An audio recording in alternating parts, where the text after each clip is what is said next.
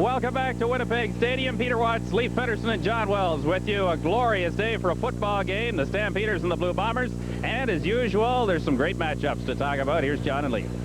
Peter, Bomber fans are blue after 2 straight losses. The Calgary Stampeders have now won 3 in a row, so they're happy in Calgary. I have to ask Leif Pedersen what's going on here. Well, you know, John, I think Winnipeg's about right where they were at this time last year. Really, the lack of offense has hurt them so far in the early 1989 season. The Calgary Stampeders, on the other hand, could be 4-1. They lost that early game to Saskatchewan, but they have really hit their stride, and the Bombers are looking to find theirs. Let's set some matchups for this one tonight at Winnipeg Stadium. Offensively for Calgary, the key will be at quarterback. Danny Barrett is there, but he's also the leading rusher.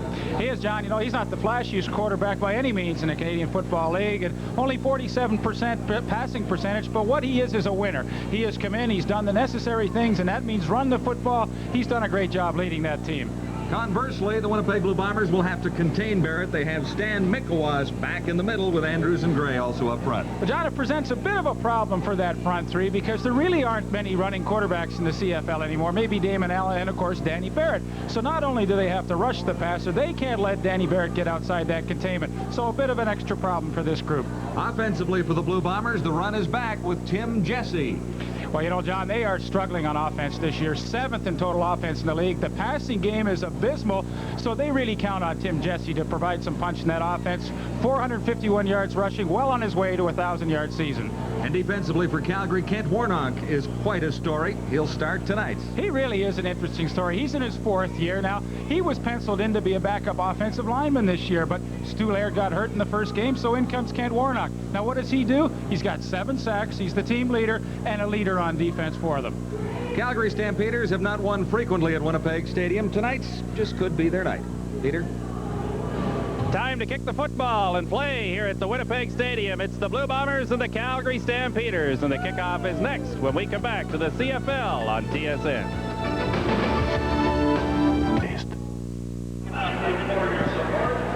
Welcome back to Winnipeg Stadium. It is a great night for football. 27 Celsius, a light breeze out of the south-southeast, and the field is dry. A great night for a lunar eclipse.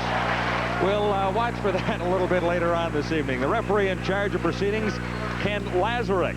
He is out of Winnipeg, 12-year veteran of the Canadian Football League. He has worked 4 Grey Cup games. With Lazarick tonight, Ken Peacock, Bill McDonald, Bruce Schweider, Art McAvoy, and Brian Donnelly. And Trevor Kennard ready to begin things for the Blue Bombers here tonight. It'll be Ron Hopkins and Lorenzo Graham deep for Calgary.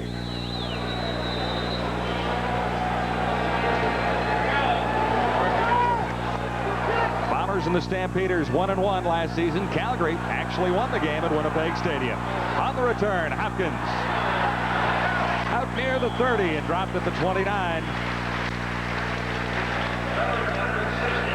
By Ken Haley, number 24, leading the Bomber tacklers.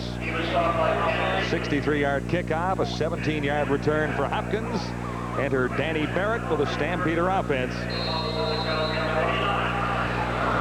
His running backs, Lorenzo Graham, Tim Petros. The inside receivers, Marshall Toner and Mark Zeno in his second game. Brock Smith and Larry Willis, 2 wide receivers out of Fresno State. 1st and 10 Stampeders at the 29. Tim Petros, and there's not much inside on the opening play. Greg Battle is there, number 34.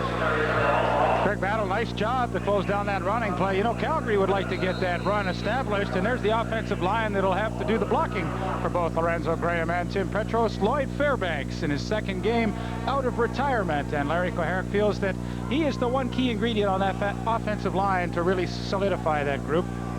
Gain of 2. This will be 2nd and 8. Stampeders out across the 31. Some early movement, and the flags do come down. Time for Barrett over the middle. On target for Zeno, and Zeno has some room near midfield.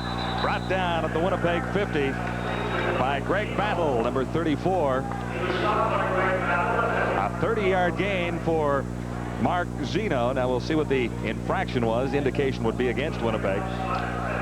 Yeah, Ramel Andrews jumped offside. That gives Danny Barrett a free one, and boy, did he ever make the most of that opportunity. Winnipeg on 2nd and long, sitting back in the zone, and number 11, Mark Zeno, the newcomer, does a good job of finding the open spot, and a good delivery by Danny Barrett, and Nice 30-yard gain. Good initial drive for the Calgary Stampeders. First down Calgary, 3 receivers to the near side. The Stampeders at the Blue Bomber 50. This time it's a pitch to Lorenzo Graham, and Graham has room near first down territory at the 39. Defensively for the Blue Bombers, Stan Mikowas is back in the middle of that 3-man line with Rommel Andrews and Mike Gray also up front. Quincy Williams is the rush end, and the linebackers are Greg Battle, James West, and Paul Randolph. Old Wild West was saying before the game that we have the best linebacking core in the league, and I don't know, they aren't good, but the guys up in Edmonton do a pretty good job too. Petros tries the outside, looking for the first down. Stopped initially, Lee. Did he get enough? I don't think so, John. Good charge by the outside of the Winnipeg Blue Bomber defense, and of course that is James West, along with Rommel Andrews. And Ken Petway led the Bomber tacklers. One of the best All-Canadian last year in 1988, number 58, James West. Scrapes to the outside. Lloyd Fairbanks cannot make the block, and Tim Petros will not run over James West. Third down, less than a yard. Barrett keeps himself. He's underneath and has the first down. Leading rusher on the Stampeders, the quarterback, Dan Barrett. Well, I don't think that's really any secret that Danny Barrett might be the leading rusher after 5 games. You know, his numbers as a quarterback are not that great. Only 47% passing, 5 interceptions, only 4 touchdown passes. So the key for Danny Barrett is to use that running ability and try and create some offense by himself. The other key, I guess, when you're looking at those numbers is the Stampeders have used a variety of runners in the backfield. So Sean Faulkner's been back there, and they've had other faces. This is the second game for Lorenzo Graham. Yeah, and Lorenzo Graham's a good one, too. I think he's in store for a pretty good game tonight. Time count violation will put the Stampeders back 5 yards, and that's a bit of a problem they've had this year, not getting out of the huddle quite quick enough. But Lorenzo Graham, of course, everybody knows, was with the Toronto Argonauts playing in the shadow of Gil Fennerty.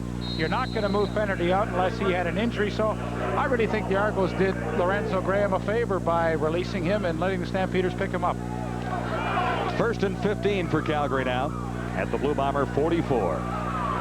Early in the opening quarter, no score. This is the initial drive for the Stampeders. Barrett has moved them well so far and connects with Marshall Toner.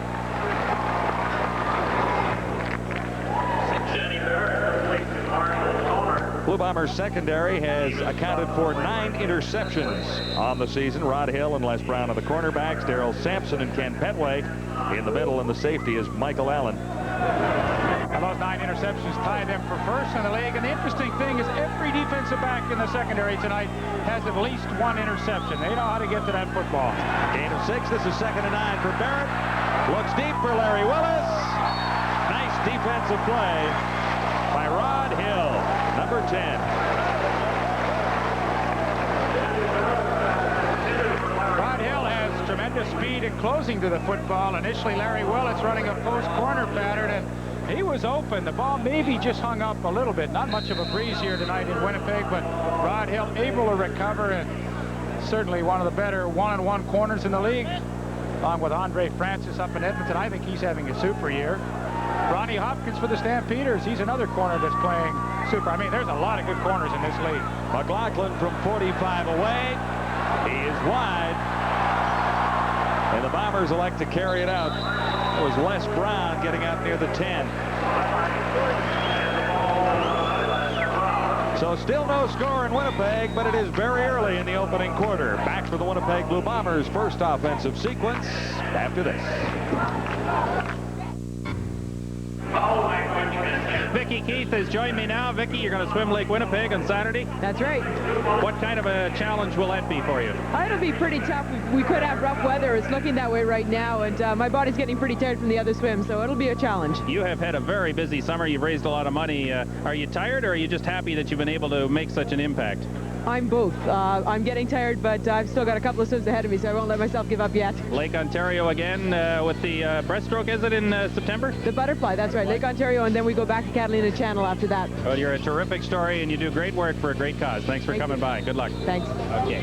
John? Not a bad kickoff, as Bobby Layton says, in the ceremonial kickoff. Vicki Keith, 25 yards for the kickoff. She's a good athlete. Oh, that's a good kick, and I certainly applaud Vicki Keith and the tremendous effort she is making on behalf of the Variety Village. Saturday at 4 a.m. Manitoba time from Winnipeg Beach to Grand Beach. And Vicki Keith was actually born in Winnipeg, left Winnipeg when she was 5 years old. Her grandmother still has a cottage at Grand Beach. Now, how far can you do the butterfly, do you figure? 10 feet? I might get 3 strokes. I mean, I can't believe she does the butterfly that far. I mean, she is a tremendous athlete. Bombers on offense now with a first down near the 10-yard line. And it's tough running for Tim Jesse's first carry of the night. Nice play by Mitchell Price, the defensive tackle, number 74. He just stuffed that hole, and Tim Jesse wanted to make the cut to the outside. He just wasn't quick enough with the penetration by Mitchell Price. Looks like Mitchell Price is the injured Calgary Stampeder. Offensively for the Bombers, Rhoda Huskers, David Black, Lyle Bauer, Bob Mully, and Chris Walby, a veteran line with one change really from last year. And Mike Riley told us a couple of weeks ago he's very pleased with the way the offensive line was going, and said it was likely even better than last year's line. Well, if you look at the pass protection department, and of course such a key ingredient in the offense, they've only given up 10 sacks, and that's pretty good when you consider that Sean Salisbury is not a running quarterback, not the most mobile guy around. So 10 is tied for second in the CFL, so I'm sure that is very pleasing for Mike Riley. Mitchell Price, number 74, who made the initial play, the injured ball player. Pat Clayton out to treat him, and he will be back after he sits out for one. Louis Cafazzo will fill in the meantime. He's out of Eastern Michigan, 6'3", 250 pounds, and wears sweater number 91. Another of the first-year Stampeders. 2nd and 9. Warnock, a big story. More on him later. He leads with 7 sacks. Belleville, Price, Joe March, Vernal Quinn. 2nd down facing Salisbury. He throws behind Randy Faby. Now, when you get in a man-to-man situation, that's a good matchup for the Stampeders. I mean, I like that one with David McCrary, who was originally a cornerback on Randy Faby. Now, Randy Faby's not all that fast, and look at McCrary, just hangs on the hip, makes the break on the football, and had a great chance at an interception. But I think Sean Salisbury better be pretty conscious of that. If he gets man-to-man with Faby, you want to stay away from him, throw to somebody else. Bob Cameron about 2 yards deep in his end zone, having a great season. 44-7 his average.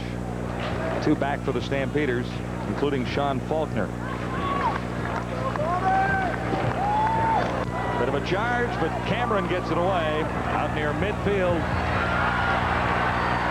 Sean Faulkner crosses the 45 to about the 43. Stampeders, great field position.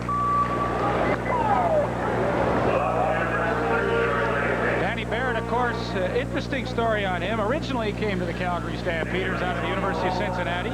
Traded to Toronto, played out his option, went to the USFL, played there, came back to Toronto, now ends up back in Calgary. You talk about the wheel going around. He's been both teams a couple of times now. They're happy with his leadership ability in Calgary, particularly the last 3 weeks. Hey, he's a good guy, you know, a good team guy, and he's doing a nice job. Intended for Larry Willis. Tight coverage by Rod Hill, number 10. Played it just about perfectly, didn't he? Can't do it any better than that, John. It's the second big play he's made in the first quarter. And, you know, he's not working against an easy one either. Larry Willis, one of the premier receivers in the league, and runs a good pattern. You know what he's got to do, though? He's got to come back to the football a little more. He runs a good hook, but he just stands still and lets Rod Hill close the gap. And, boy, oh, boy, you got to help your quarterback out and keep that gap, keep working back to the quarterback. 2nd and 10, Calgary. Inside the Bomber 45. Barrett avoids the blitz. I think he intended it for Petros, number 12, but he hit an offensive lineman in the back. I think you got our old pal Dan Ferroni right in the back. And, you know, that play just never developed. You want to allow penetration to set up the screen, but they allowed a little too much, and Danny Barrett just really had no place to go. Greg Battle applying a little bit of pressure on Danny Barrett that time. Boy, he's had 2 good initial series himself. He and Rod Hill both. Even on these kickers tonight, Brent Maddage also averaging 44 yards a punt. Across the 45 to get that one away. Not as deep. Buster Rhymes, though, has it bounced by him, and it trickles into the end zone for a single point. I don't know if that was the plan. Well, you know, the Buster Rhymes, these guys, they've got to come up and catch those balls. Don't let them bounce. Stampeders jump into the early lead. It's only a single point, but Calgary is on the board first at Winnipeg Stadium.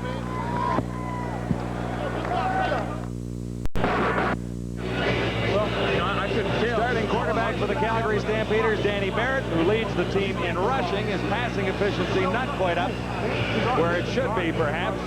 He's talking to Tom Forrest, who has been the backup quarterback in Calgary for a few games. He, of course, on the practice roster, I guess, now, and Terrence Jones is the backup quarterback, the highly touted rookie from Tulane University. Speaking of passing efficiency, Sean Salisbury is not where he wants to be either at 47% coming into this game. Tim Jesse, and he's stacked up. Joe March is there, number 78. Well, you know, John, if you look at the Winnipeg team and you're the defensive coordinator of another club in the CFL, I mean, you look at this team and you say, well, look, we don't worry about Salisbury running. He's a drop-back passer. That's it. That's all you have to think about. Now, if we can shut down the outside guys, Tuttle and Murphy, well, we don't think the other three guys like Rhymes, Faby, and Jesse can beat us. Argos did it very effectively last week. Shut down the outside receiver. That's all you have to do. And one. Sean Salisbury looks deep, though. Here is James Murphy over the shoulder. Pretty play. Murphy got behind Junior Thurman. 55 yards. The CFL report before the show, James Murphy and I had a nice chat, and we talked about going against a rookie corner, and he was looking forward to it tonight. It gives him a little dipsy-doodle to the outside, takes it up in. Good throw by Sean Salisbury, and James Murphy, who's been in a horrible slump in 1989, starts the first quarter off with a 55-yard reception against the newcomer, Junior Thurman. That gives the Blue Bombers a first down at the Calgary 19. Jesse, and the reverse to Buster Rhymes. Rhymes has some room to the outside. He can't get into the end zone, but he's down to the 4. James Murphy threw a pretty good block out there, number 21. But Rhymes made the play work. Well, Murphy got a good block on Ronnie Hopkins near the end, but nice play selection. You know, you figure on Tim Jesse maybe going to the outside. Well, he hands off to Buster Rhymes. Buster Rhymes, a great runner with the football. He's a tremendous kickoff returner in the NFL with the Minnesota Vikings, and he certainly knows what to do when he runs with it. Well, a couple of big plays, and Winnipeg finds himself down around the 6-yard line. Great scoring position. I believe Ronnie Hopkins is the injured Calgary Stampeder, and he is having just an outstanding year so far, and I certainly hope he is not injured seriously. Done a great job on the kickoff returns. 3 interceptions on the season. We've seen some explosive passing plays in the Canadian Football League. Last week, Danny Barrett 80 yards to Larry Willis for a touchdown. Sean Salisbury 55 yards to James Murphy on that last play. The Leaf Patterson era in football is back. Those explosive running receptions. I think you're confusing me with Hal Patterson or somebody. Or Gordy Patterson, who's here tonight as our spotter. Nice play by Buster Rhymes. He could run her with the football. There you see Ronnie Hopkins. Looks like he took the knee in the head there. Gord Patterson taking time off from his day job at Prudential Base Securities to help us out tonight. You and Gordy used to work a little bit together in Hamilton as the firm of Patterson and Patterson coming out of the Ticat backfield. Terrifying defensive backs all across the country in 1979, 80, and 81. And it's good to see Gordy and looking so well and so prosperous out here in Winnipeg. Gord Patterson was the blocking back of the 2 slot backs at that time. Well, yeah, he was the physical one. I was the, I don't know what I was. Ronnie Hopkins looks like he's making his way off the field in pretty good shape, and certainly hope that he is back. Sean Salisbury, after a rough initial start, nice completion to James Murphy, and they are down knocking at the door. And here's where a team that's struggling really needs to try and finish off these drives. I mean, they're first and goal at the 6, and the good teams should take it in. Stampeders lead it by 1 on a long single by Brent Matich. 7:32 to play in the opening quarter. 2nd and goal, Blue Bombers at the Calgary 6. I point out David McCrary moves out to the corner, and Darcy Kopp comes in to replace Ronnie Hopkins. They've got him open. Looks to the end zone and has 6. Cochran sneaking out of the backfield. And he was wide open. First touchdown of the year for Terry Cochran. Well, a good play by Sean Salisbury. You know, the inside receiver and a wide receiver run slants to the inside. They create a lot of traffic, and the outside linebacker, Kenny Ford, cannot get out to cover Terry Cochran. And for his first touchdown of 1989, a very easy one.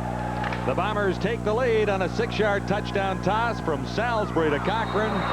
Kennard adds the single, and Winnipeg is out in front of Calgary by 6. 7-1, but there's a lot of football ahead at Winnipeg Stadium tonight.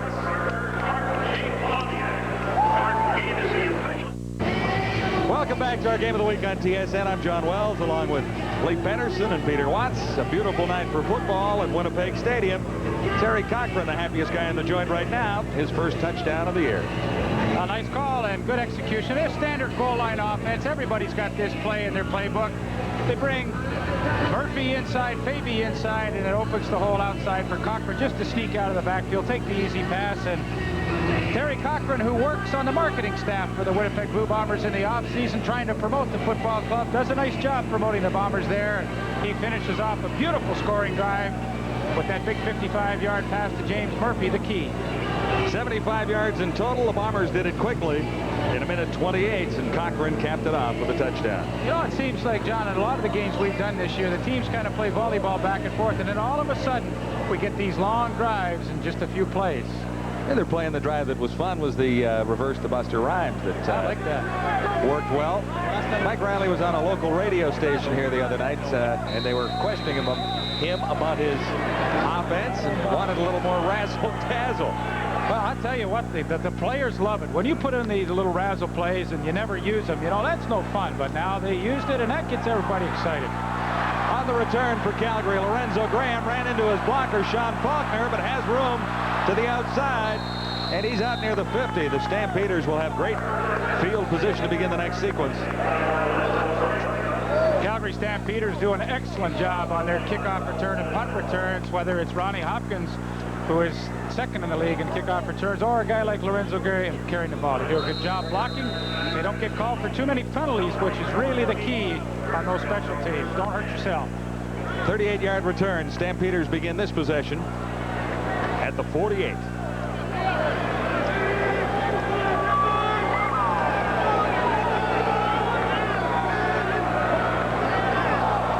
My gosh. Looked like the tackle around. Not much. Number 61, Tom Spallettini, was just trying to sneak in there. It did not work.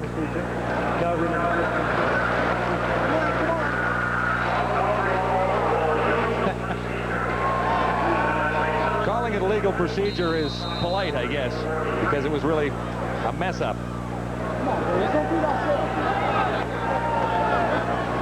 First and 15 now for the Stampeders, who move back to the 43.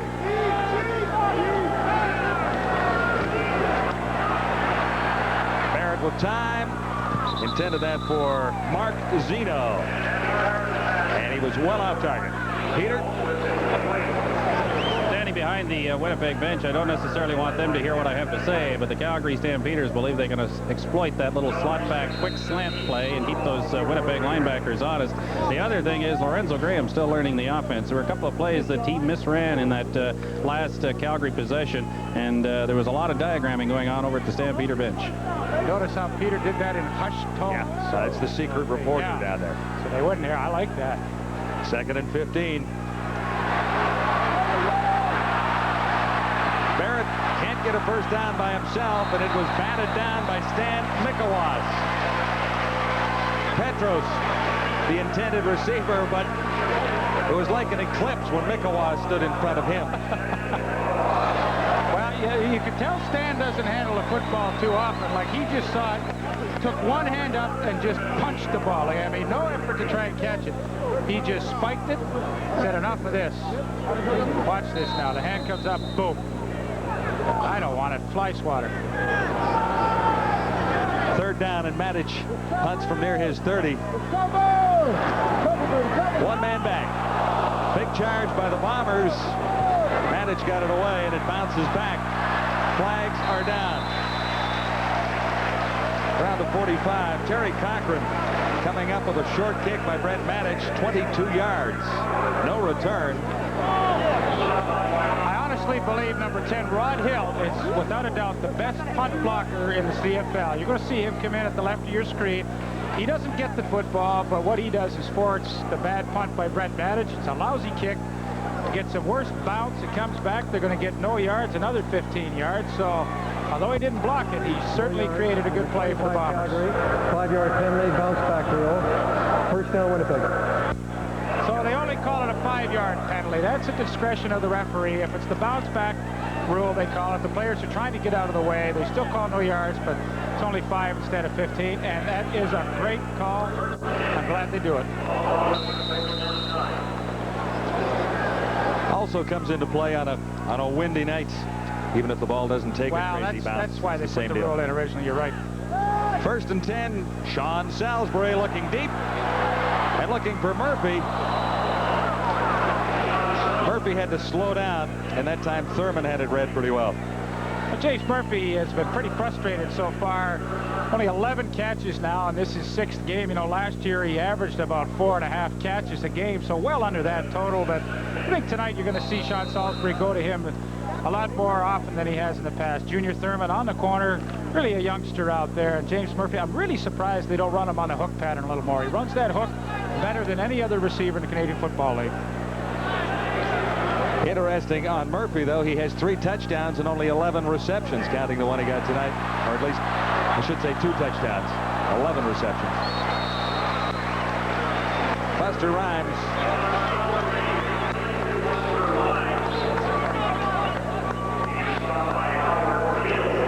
Well, he's a good runner with the football, so on 2nd and 10, not a bad thought to try and give it to him over the middle around the 6-yard mark and hope he can pick up the other 4, but that linebacking group of the Stampeders is excellent. There comes Doug Landry. Howard Fields chasing him down. Kenny Ford turns him back to the inside, and there's Landry. I mean, that is good defense. Look at the gang tackling.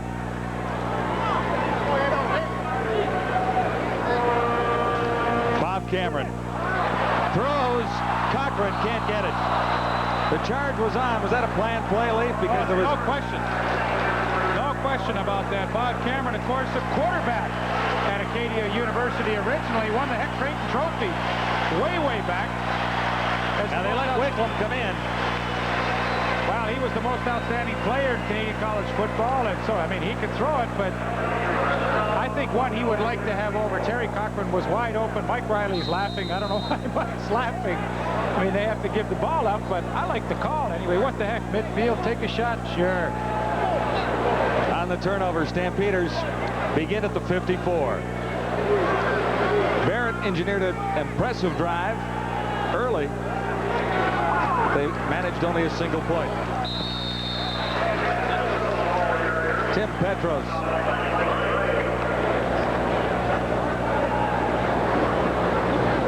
How about 3 for Petros? Tim Petros had his best year last year in 1988. Over 1,000 all-purpose yardage. That's, of course, rushing and catching the football. 700 yards, 37 yards rushing last year. Outstanding year. And so far this year, off to a bit of a slow start. Not getting the football as much with a guy like Lorenzo Graham now in the lineup. 2nd and 7 for Barrett and the Stampeders. Almost picked off. A couple of Bombers had a shot at it. The last was Rod Hill, and the first. I believe Greg Battle was the first guy to get a hand on it. Pretty good concept by Danny Barrett, the slant to Brock Smith, but there you see it is. Greg Battle, 34, tips it up, and Rod Hill would have made a fantastic interception had he hung on to that thing. But good defense once again, and the Winnipeg Blue Bombers have played good defense here in this first quarter, not really allowing the Stampeders anything. Greg Battle has played extremely well. Better kick for Madich this time. As it goes out, and no return for Buster Rhymes. You know, John, you and I always talk about matchups in games, and when you look at the Calgary offense, I mean, they are last in the league in offense. You look at the Winnipeg defense, which is 7th overall in the league on defense. You figure, well, I mean, that's a pretty close matchup, but so far tonight, the Winnipeg defense is playing a little better than the Calgary offense. Larry Koharic on a 3-game roll. Got stung by a bee yesterday. A little bit scary. Larry's allergic to a bee sting, and he had to be taken care of, but he's okay. Only injured coach of the week, apparently. Here's Sean Salisbury. Has it batted down. Flag goes down, too. Mitchell Price got a hand on it. And Kent Warnick got to the quarterback, but a little too late. Unnecessary effort. Roughing the passer. Calgary number 93. First down. Nice play there on the drag the out. Well, they call him the Warrior in Calgary, number 93, Kent Warnick. 6'7", about 290 pounds. He's working on number 57, Steve Rhoda Huskers, and gets to the outside and going to have a good look at that roughing call. No question about it. The ball is gone. You've got to leave those quarterbacks alone. Bombers 1st and 10 at the 41. Tim Jesse out across the 45, close to 5 yards. Tank Landry made the tackle. Of course, he's the leader in the Canadian Football League in tackles so far this year after 5 games, and he is the injured ball player. He really put a pop on Tim Jesse, but he was the one that stayed down. Ronnie Hopkins, by the way, was injured on that last series, and he is back in the lineup, so apparently his shoulder injury not too severe. 7-1, Blue Bombers lead the Calgary Stampeders with 2:29 to go in the opening quarter at Winnipeg Stadium. Perfect night for football. We were here 2 weeks ago, and it was a little warm, and then it was a little wet. We had that 20-minute rain and lightning delay. Wellesley? Hot night in Winnipeg a couple of weeks back, but this is just about ideal. First game of a home-and-home series for the Blue Bombers and the Calgary Stampeders. They'll repeat this matchup at McMahon Stadium next week. That's on Tuesday night. What do you think about the home-and-homes? Wellesley, you like that? I think it's kind of fun. I think the teams get into it a little bit. It's okay for the players if the coaches don't meet you to death. I mean, you just played the team now. The second week's the tough week because, you know, if you've seen them, you know what they do. And, you know, if you don't flog the players to death with those meetings, it's not too bad playing the home and home. Let's go back and take a look at Doug Landry and how he looked like he pinched the neck a little bit as he makes this tackle on the draw to Tim Jesse, but pretty good play. David Black trying to get a block on it. Landry fights it off, and there you see the neck pop back just a little bit, but I'm sure the tank will be back in after a play or two. Interesting that in that blowout, the Edmonton Eskimos just hammered the Calgary Stampeders, I believe, in their second game of the season. Tank Landry had 13 tackles in that game, and that was the highest total in 2 years in the Canadian Football League per single game. Not surprisingly, I mean, they were on the field the whole night. That was 54-4 in favor of the Eskimos, but the Stampeders have rebounded. They have not lost since. They've won 3 in a row.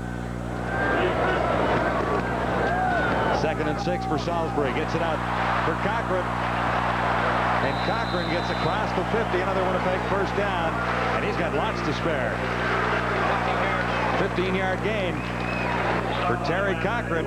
He has the Bomber touchdown tonight. Nice read by Sean Salisbury. He was going to James Murphy on the hook. Now both Junior Thurman and Howard Fields drop back to cover the hook. That leaves Terry Cochran wide open in the flat. And there's an old expression in offensive terminology. It's called take the crumbs. And that means take the short ones and let the guys run for first downs. Tank Landry is back on a Bomber first down. Jesse caught at the line of scrimmage and fell forward for a couple.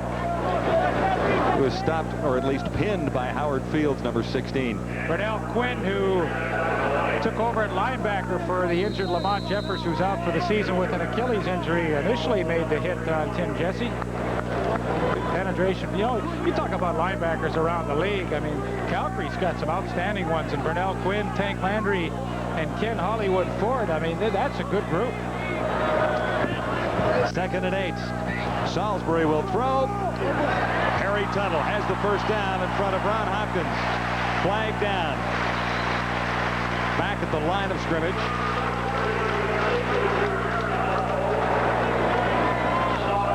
$13-yard gain if it stands. Make it 18 if it stands. Offside. Calgary number 93. Reclined. First down. It stands. Bombers with a first down at the Stampeder 30. Winnipeg leading 7-1. into the final minute of the opening quarter. Kent Warnock playing on a broken left foot tonight.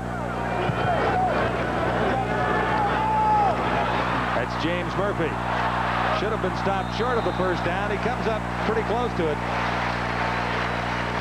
Maybe a half a yard shy.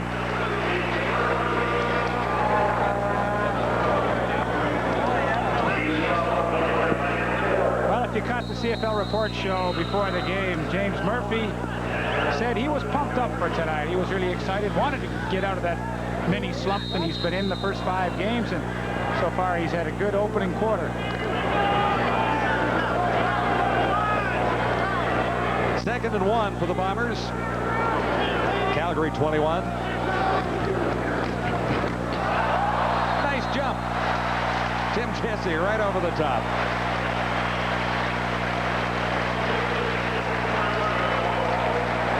A lot of people might think that that's pretty dangerous play, but that's designed, and you don't really hurt yourself, but watch how he dives over you, tuck that shoulder as soon as he's going to land, and really it's kind of a gymnastic move that doesn't hurt the running back at all, and oh boy, that's pretty to watch.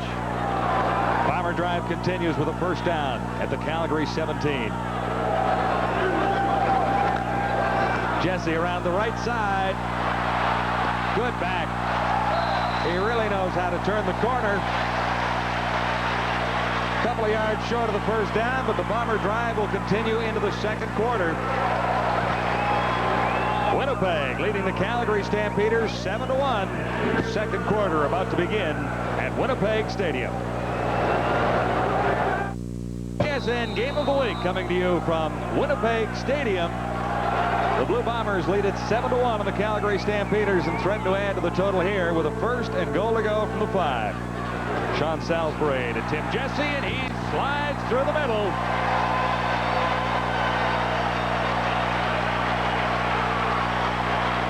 Touchdown number 7 for Tim Jesse.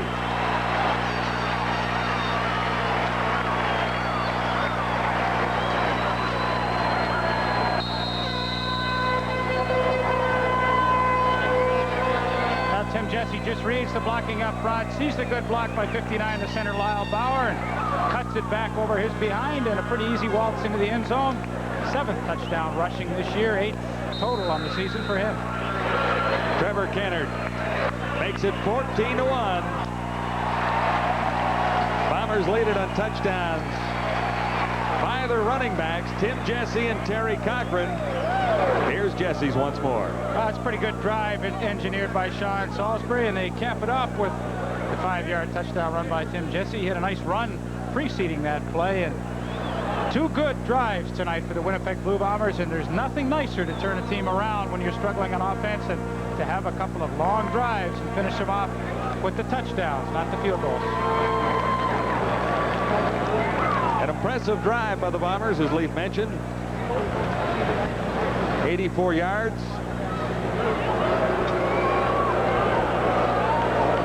6 first downs for Winnipeg in the drive, so that's using a little of the clock to your advantage. 8 plays. But I think what Sean Salisbury's done as much as anything else has kept the Calgary defense off balance. He's really mixed it up, the draw, the sweep, play action passes. He's thrown the long one to Murphy. I mean, he's done it all in 15 minutes of play. On the return, Sean Faulkner out near the 45. Stopped by James West. Numbers favor the Bombers on the scoreboard as well as the stat sheet. 148 yards in total offense for a net of 148. The turnover was really on downs on a 3rd down gamble. And time of possession favored the Calgary Stampeders. Barrett had them rolling early. But he was only good on 2 of 8 for 36 yards, while Salisbury, on the other hand, was good on 6 of 9 for 111 and 1 touchdown. I would have to think that's the best opening quarter of football that the Winnipeg Blue Bombers have played so far this year. Intended for Lorenzo Graham. A little mix-up there, Leaf, would you say? That's a tough thing. You get your running back down the sidelines and downfield. I mean, sometimes you have no idea where he's going to end up. That's kind of foreign territory for a running back. And Lorenzo Graham tries to cut back inside and make the catch. Would have been a good one-hander, but once again, number 10, Rod Hill, is there. He left his man, came over and helped out. Bombers lead at 14-1. 2nd and 10 for Barrett. He looks deep once more. Rod Hill has the catch, but I think he was out of bounds. They'll hang on. They'll call it an interception. Rod Hill, the interception in front of Larry Willis. I thought he might have been out, but it's a long way over there, Leaf. Well, I sure thought he was out of bounds too, but you're going to have a great look at it here. Danny Barrett, little stop and go, out and go to Larry Willis, the big gunner on the Calgary Stampeder office. And you fans at home, you have a great chance to make this call. Looked like, it's hard to tell, you know, the ball of the foot maybe just touched inside without touching the line, and I'm not even going to, the official was on the spot, he must have made the right call. It doesn't really hurt the Stampeders. It's a deep interception, just about the same as a punt would have been. So Not bad. Winnipeg ends up with a first down, but back at the 15. I'm not so sure Tim Jesse wanted to catch that football. He had Junior Thurman, number 2, just coming right in on him fast. Rod Hill, there he is, 3rd interception of the season. Kind of interesting to note that on the Winnipeg Blue Bombers, they've got 2 players, Perry Tuttle and Rod Hill, who were both first-round NFL draft picks in the same year, 1982. Rod Hill with the Dallas Cowboys, Perry Tuttle, of course, with the Buffalo Bills. I don't think we've ever had 2 guys from the same team as the first-rounders in the NFL. Tuttle, 15 receptions, 246 yards this season so far. He's the leading Bomber receiver. Tim Jesse. That's a great job by Howard Fields, number 16, to turn it back to the inside where you know you're going to get some help from the rest of the defense. I think that's probably one of the best acquisitions the Stampeders have made this year, was to get Howard Fields as a free agent after he was released by the Hamilton Tiger Cats. And watch the play he makes. He turns it back to the inside, and then Kenny Ford, number 97, makes the good hit. But Howard Fields, an established leader on the Ticats, played with them for 8 seasons. Kind of got squeezed out in a numbers game. Sonny Gordon came in from Ohio State. He was an excellent defensive back, and they just thought, you know, for the future of this club, we've got to keep Sonny, and as much as we hate to let Howard go, we have to do it, and I'm glad to see Howard back in the CFL with Calgary. 2nd punt for Cameron. It's a beauty. On the return, Howard Fields, a flag down at the 50.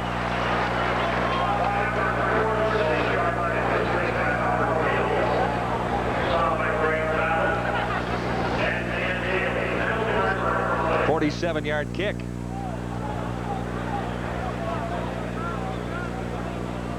Ken Lazarek in charge of proceedings. –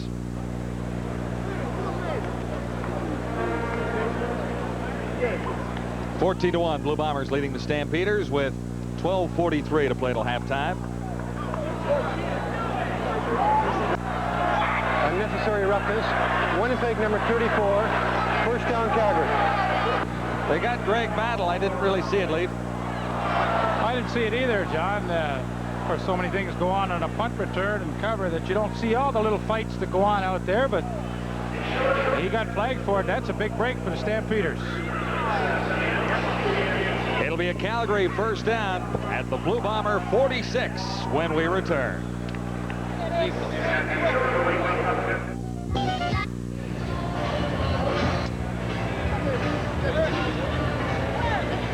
Stampeders get a bit of a break on the kick return and the roughing penalty against Greg Battle. See what Dan Barrett can do with it here. Well, he's got to get them back in the game. You know, they trail 14-1. He's got great field position to work with here. I think Danny Barrett has to be just a little more patient in his passes. Go to that medium range, 10, 12 yards. Big read by Battle. He's having a great game. Lorenzo Graham stopped in his tracks for at least a 3-yard loss. You know, I'm sure coaches don't like to see penalties, but you know, a guy like Greg Battle gets a roughing penalty tonight. Well, I mean, you know this guy is really in the game. He's playing a whale of a first half. He jumps over Tim Petros here, makes the tackle. So I think with the aggressiveness in mind of a Greg Battle, you maybe don't mind the one roughing penalty. 2nd and 12 for the Stampeders. Barrett looks to the far side for Larry Willis. He has the first down in front of Rod Hill, who forced him out. Big play. Barrett to Larry Willis. That's what I was kind of suggesting, John, to go to that medium-range passing game and try and establish a little momentum for your offense. You know, you can't keep hitting the home runs all the time, and Larry Willis runs a 12-yard out on Rod Hill. Good pattern, good throw, and, you know, you get a first down. Try and get a little flow back into your offense. 1st and 10 Calgary at the Bomber 31. Calgary trailing by 13 at 14-1. Tim Petros got more than one would have expected. That's a great run. You know, he's a good hard runner, and I'll never forget Tim Petros back in the 1983 Vanier Cup game that I broadcasted then, and he set a record that still stands for Vanier Cup, 267 yards rushing in one game. Of course, that was with the University of Calgary, and he's just been a superb performer ever since he's joined the Stampeders. Kent Warnock, one of his teammates, yes, on that 83 Vanier Cup team. There are a couple more on the Stampeder team, too. 9 for Petros. This is 2nd and 1. And fitting that he should get the first down and get the call from Danny Barrett as Petros has another Stampeder first down. Good-looking drive. Well, there's Terrence Jones, who is making his first appearance, not in the game, but in the lineup tonight in 1989. The much-heralded rookie from Tulane University, who has set so many records, and Larry Koharic is happy to have him in there. Will not play unless unusual circumstances occur tonight. First down at the 18. Brock Smith down at the 2. Got that in front of Les Brown, number 15. I'll tell you, that's as good a pass as Danny Barrett has thrown all season in 6 games. 16-yard post to the newcomer, the rookie, Brock Smith from Fresno State. They got bookends on the wide receivers here. Both Larry Willis and Brock Smith from Fresno State, but that is a great throw and a good catch, and Calgary has put a nice drive together here. Stampeders, 1st and goal to go from the 1. And from there, it's easy as Barrett hands out, and the Calgary Stampeders get their first touchdown of the night. Tim Petros carried 3 times in a row. And then the pass to Brock Smith to get them down to the 1. Petros into the end zone. Well, see, this has been a great first half of football. A good offensive display by the Winnipeg Blue Bombers. A couple of long drives for touchdowns. And now Danny Barrett finally with good field position to start a drive from about midfield. Engineers some good passing and running plays and caps it off with Tim Petros' 2nd touchdown of 1989. Mark McLaughlin's convert is good. 14-8. The Blue Bombers lead the Calgary Stampeders. Tim Petros, a big part of the drive, but a couple of nice passes by Danny Barrett got the Stampeders within scoring range.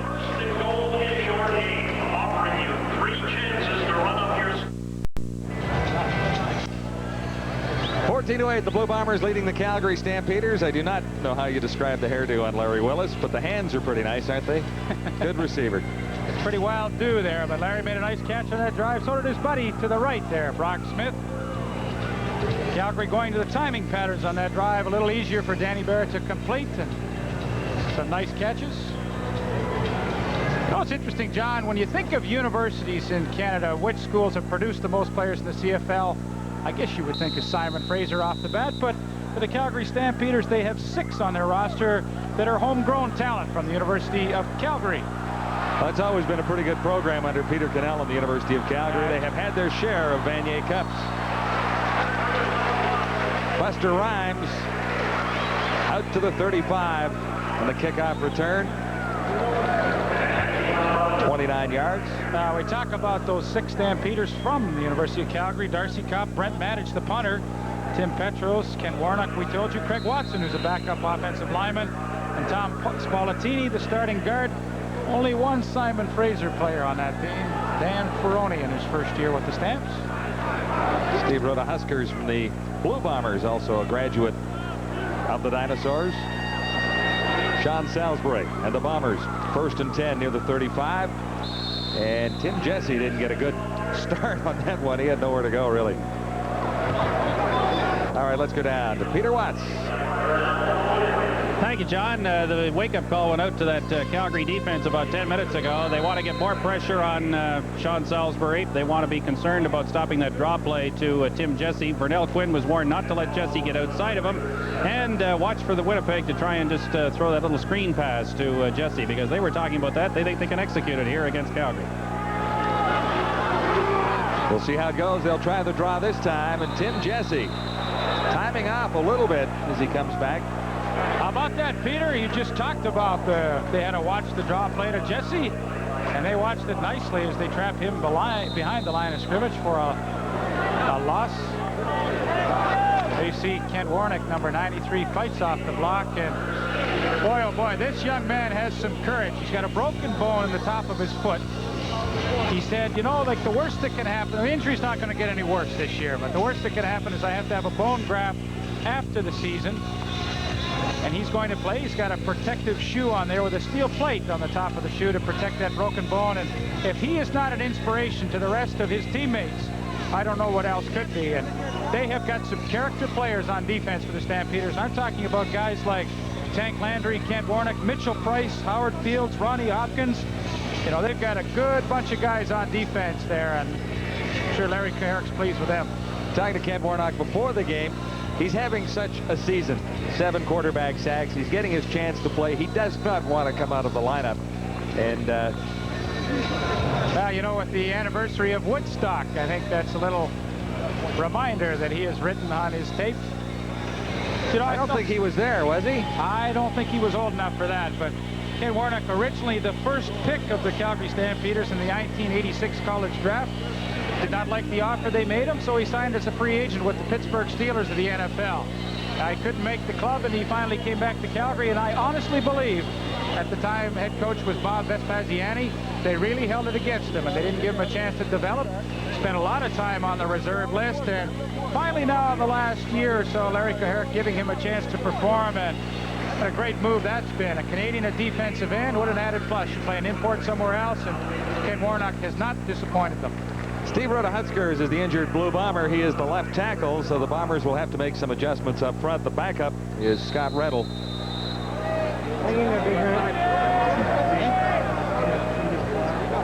Fields and Faulkner deep for this kick from Bob Cameron.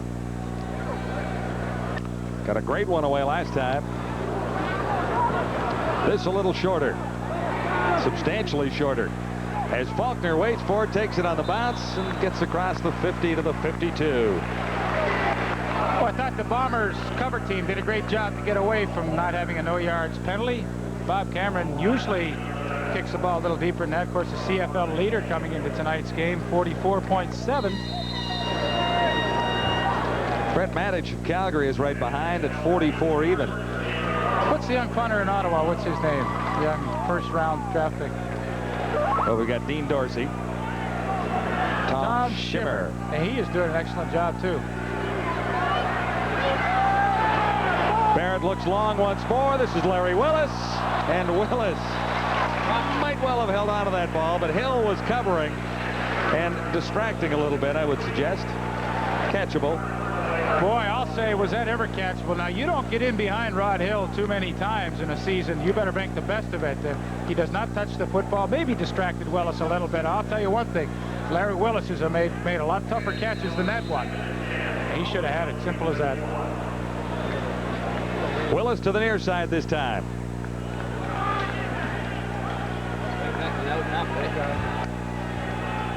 Second and 10 from the 51. Barrett shorter this time for Toner for the first down at the 40. Marshall Toner. Sampson in on the tackle, number 30. Big first down for the Stampeders to keep the drive going. A nice job back to that medium range passing once again, and a good look over the middle. Marshall Toner makes a nice catch. His 9th catch of the season, and interesting story about Marshall Toner, and we'll get to that after this play. Lorenzo Graham. The play was slow in developing. Stopped right on the line. Marshall Toner was an All-Canadian at the University of Saskatchewan in 1985, and if you can believe it, Not one team in the CFL thought he was good enough to draft. So what did he do? He said, well, heck, I want to play pro football. He wrote to every single team in the league, and the only one that responded was the Calgary Stampeders, and at that time it was Bud Riley, the player personnel director. They brought him in, and look what happened. He's a starter for that team and playing pretty well for them. 2nd and 10. Some pressure on Barrett. That's Gray in pursuit, number 52. Barrett comes back to Willis. Now there's a flag down, and it might be a holding call against the Stampeders. That is the indication from the Bomber side of things. It sure looked like Mike Palumbo got called there. Holding, Calgary number 65, 2nd down repeated. Yeah, it was Mike Palumbo, the center, number 65. James West coming on the blitz, and Big Mike, 4 years with the club from Washington State, puts the grab on him right in the middle of your screen, right through the goal post, and Mike Palumbo sees West coming on the blitz, puts the hook on him, and that's a good call. I mean, the officials try not to call every holding penalty, but boy, oh boy, the obvious ones you're going to get caught for, and that certainly was obvious. West would have sailed through, wouldn't he? 2nd and 20. From the 50, again, James West, and Barrett goes down.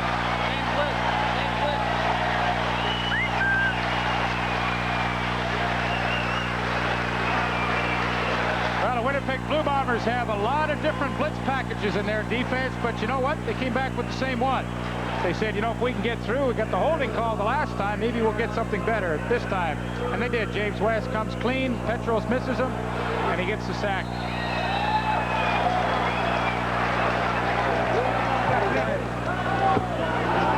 This is Buster Rhymes waiting at the 21. Got away from the first tackler, Darcy Kopp, or rather Andy McVeigh, number 34. Then he lost more yardage. As the Stampeders special teams pin the Bombers back near the 12. Rhoda Huskers up on the sidelines, hoping he'll get back to action. The Blue Bombers lead the Calgary Stampeders 14-8. 5 minutes, 38 seconds till the half.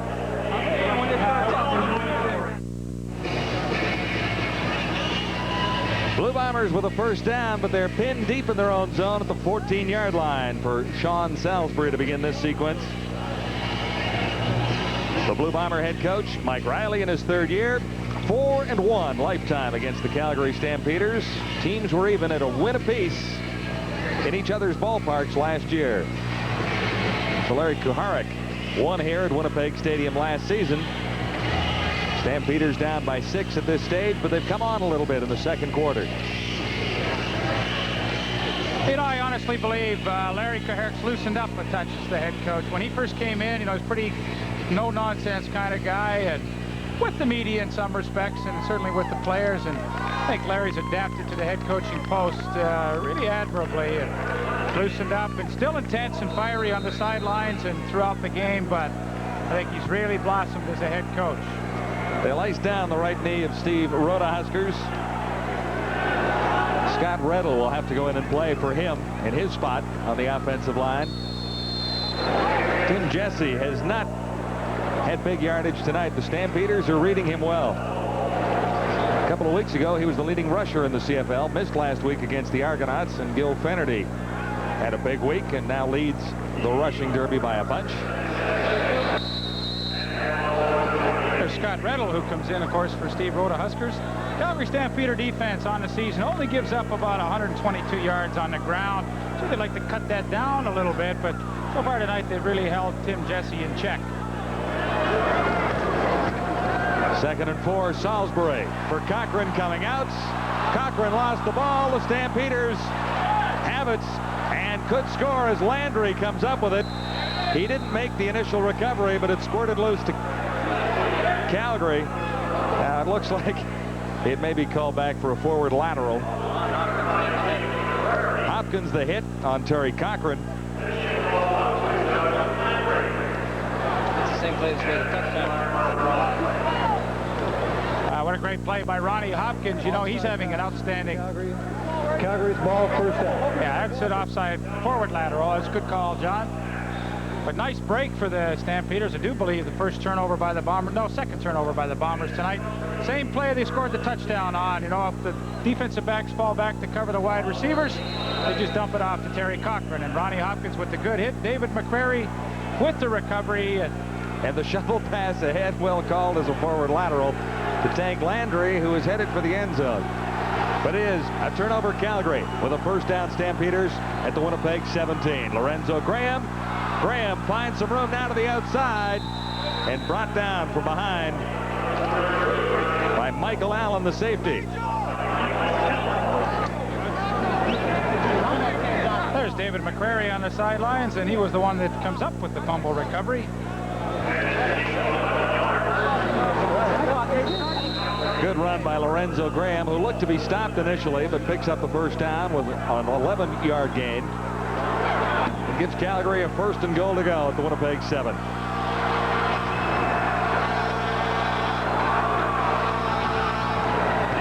Graham once more. He's inside the 5, then lost the ball. I think the whistle had gone.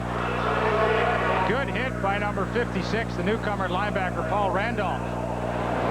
Graham cuts back, and who was there to meet him right in the hole was Paul Randolph. Nice hit. The ball does come loose, but I believe, as you'll see on this replay, that he was down when it came out. Michael Allen applying the finishing touches, and that's when the ball came loose. The Stampeders keep possession.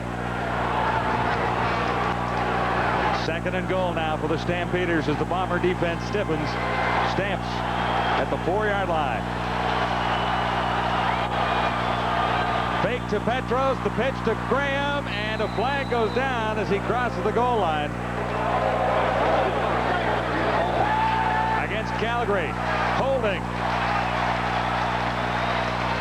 I think you're going to find that number 88, Jay Christensen, in the game for a little extra block. He's going to get called. Calgary number 88. Yeah. Second down, repeat it. Way to go, Hawkeye.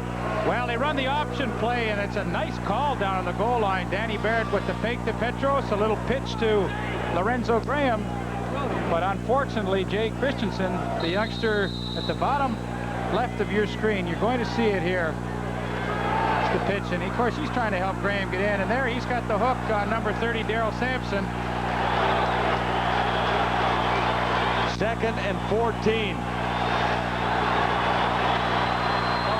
Barrett needs the touchdown, comes up short. Toner the catch at the 10. Stampeders will settle for a field goal attempt. 2:55 to play till halftime. It is the Bombers in front of the Calgary Stampeders. Winnipeg leading by 6 at 14-8.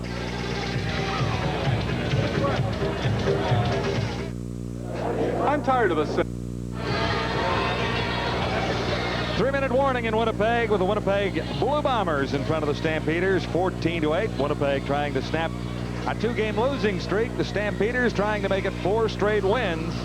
Should Calgary prevail tonight, the Stamps would take over top spot in the Western Division, pending the outcome of Saskatchewan and Edmonton games this weekend. Edmonton and Saskatchewan are 4-1. Currently, the Calgary Stampeders are 3-2. To complete week 6 in the CFL, it will be Saskatchewan at Hamilton on Friday, Edmonton at Ottawa on Thursday. Breakaway runner, a threat in that Calgary Stampeder backfield. Lorenzo Graham couldn't beat Gil the Thrill Fennerty out of a job in Toronto, and that certainly is no disgrace. Well, they did him a favor, turn him loose and let him get some playing time with someone else. Calgary needed a running back, and Lorenzo Graham, good receiver out of the backfield, good runner, of course, with it, and good play to special teams, too. He's a good punt and kickoff return man, so they get a lot of versatility in him. McLaughlin is wide. Certainly within his range. His longest on the season was 51. I can't believe it. You know, he was 16 of 21 coming into tonight's game, doing a pretty good job. But it looked like a good snap and a good hold. He just out and out missed it. And well, that's tough when you're trailing in a game and you get really a free shot for 3 points. You like to come out of it with the win or with the 3. Brent Matich holds on these field goals. The punter shanked. Yeah, he shanked. That was a good hold. You know, you saw the Brent Matich would kind of tilt the ball a little bit for the kicker, and somebody might say, well, that's not a good hold. But all the kickers today, the soccer-style kickers, like that tilt. Salisbury for James Murphy, cutting inside. Gets the Bombers out to midfield. David McCrary made the stop. Big play for Murphy and the Blue Bombers. Peter? Has ice on his right knee. They will look at it at the half and decide whether he can go on and play. He's got a brace on that knee, and that probably saved him. He felt a little pop on the outside of it in a pile-up about 10 minutes ago, so he's finished for the first half at least. First down, Winnipeg. Salisbury intercepted, picked up by David McCrary. And here's his return. McCrary still standing. He's got a wall forming to the right side. Outstanding return on the interception for David McCrary, who gets the Stampeders inside the Blue Bomber 40. There are no flags down, but there are 2 injured players on the field. That is Ron Hopkins. David Black, the left guard, is the injured Winnipeg Blue Bomber. Boy, you go back and see on it when we get a look at this replay. Ronnie Hopkins, I believe, collided with number 24, the middle safety, Greg Peterson. And David McCrary steps in front. There it is. There's Greg Peterson. He puts the shot on him. So those 2 guys couldn't block for him. He was on his own for a while. Man. Kenny Ford throws a good block in this interception run. Nice run by David McCrary. And here it comes. Whack. Pretty good effort. 40-yard return.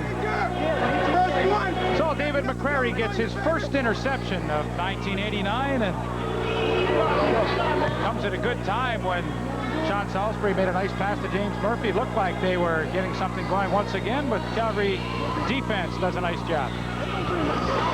They are still attending to both injured ball players. Hopkins of the Stampeders.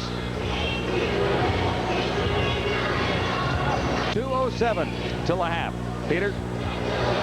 Just thinking how the momentum of a game can change with a couple of plays, guys. You know, the interception there by David McCrary has got the Stampeders back in good position inside the center field stripe. A moment ago, when that shank field goal went away, it could have been very easy for Calgary to have kind of lost a little power in its mental thinking, if nothing else, with just 2:07 to go until the first half. But these teams battling this game very much on the line here, and maybe what happens in the next 2 minutes and 7 seconds will determine who wins. I think Peter's absolutely right. There really have been some tremendous momentum shifts so far just in one half of football, and looks like Calgary is trying to make an effort now. They trail 14-9. Let's see what Danny Barrett can do. First down at the 39 of Winnipeg. Barrett has time, but a flag goes down as he looks to the end zone. Larry Willis, the intended receiver, and Les Brown was with him stride for stride. Flag down back at the line.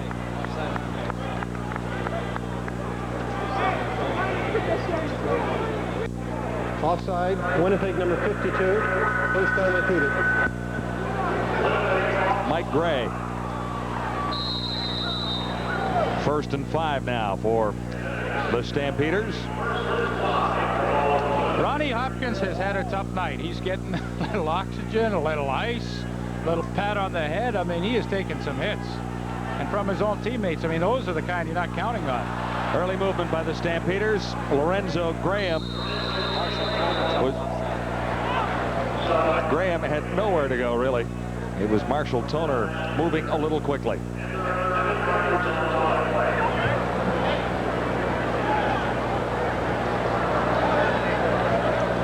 getting a little ragged. 1:57 till a half.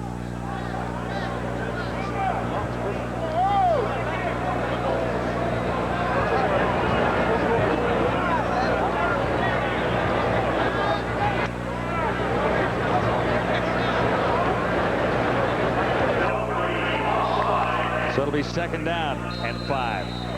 Kind of cardinal sin for a slot back to get called offside in a running play. You know, chances are they're not going to block anybody anyway.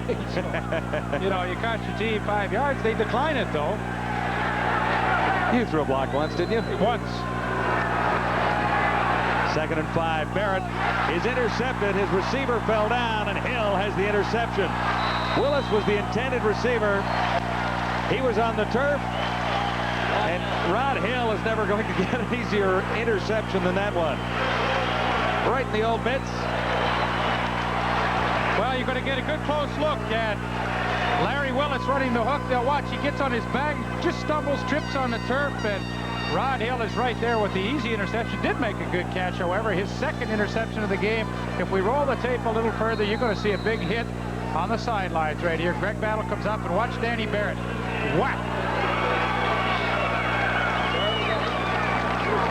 Danny Barrett not only throws the interception, he takes some punishment along the sidelines. James Murphy. Murphy has the first down. Nice run after the catch as he gets out to the 40. They're falling quickly down there, Peter. They really are, guys. David Black is a tough kid. He's played every position on the offensive line the last couple of years except center. The way it's going, he may get a shot at that tonight. He came off the field. The first thing he said to Steve Rhoda Huskers is, "Steve, you jinxed that position, you jerk," or something to that effect. Salisbury on first down. Randy Babies. Little flashback there, Lee. It was. Martin, the father of Randy, played when we were watching. That's right. In the peanut gallery.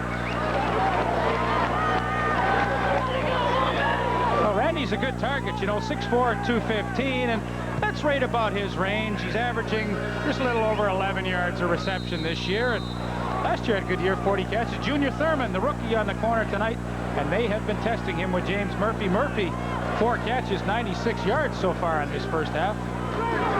On first down, Salisbury for Jesse. A flag down.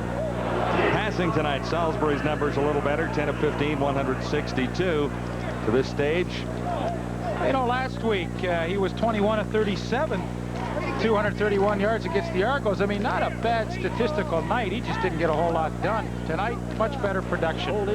64 Winnipeg. First down repeated. Bob Molly, the right guard, gets called for holding, and they take it back 10. First and 20 for the Bombers now. Winnipeg leading 14-9.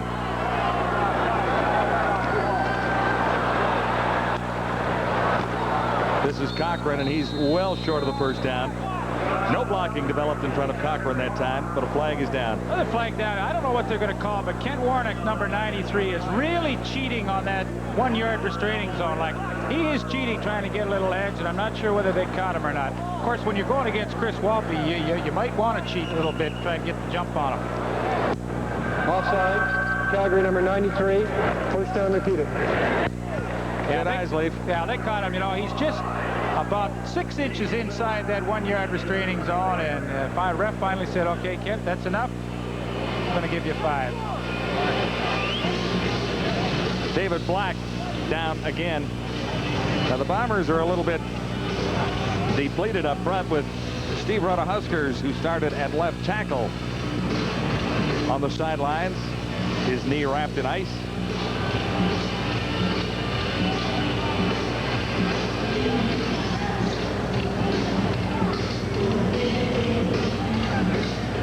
Mike Riley, a distinguished 3-year career in the Canadian Football League. He won the division in 1987 and the Grey Cup in 1988. We had a really interesting piece a few weeks ago on Mike Riley, I believe at a halftime, where he talked about his father, Bud, who's now retired, living out in, I believe, is it Penticton? He's in the Okanagan Valley, and really thought it interesting how father and son really still correspond long distance, discuss football a couple times a week, and Mike still really values his father's opinion, and rightfully so. Bud, one of the brightest minds in the CFL, offensively and defensively, when he was coaching, and that was a nice, interesting touch that Mike still listens to dear old dad.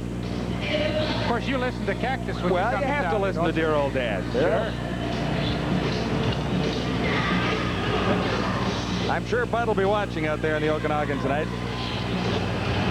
Larry Koharik's father, of course, a great coach with the Philadelphia Eagles in the NFL for many years, and no doubt that he and Dad touch base every once in a while and discuss a few things about coaching and how to handle the team, the players.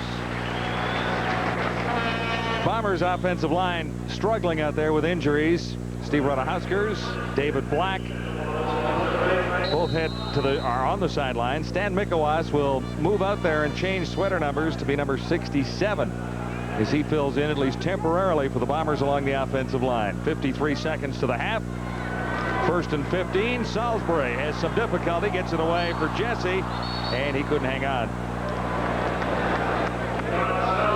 Pretty good call by Sean Salisbury, rather. Go with a screen on 2nd and 15, but as Peter Watts told you a few minutes earlier, the Calgary defense, really, that was one of the plays they were going to watch. They said, watch the screens and watch the draws against Winnipeg, and they were out there in pretty good shape had Tim Jesse made the catch.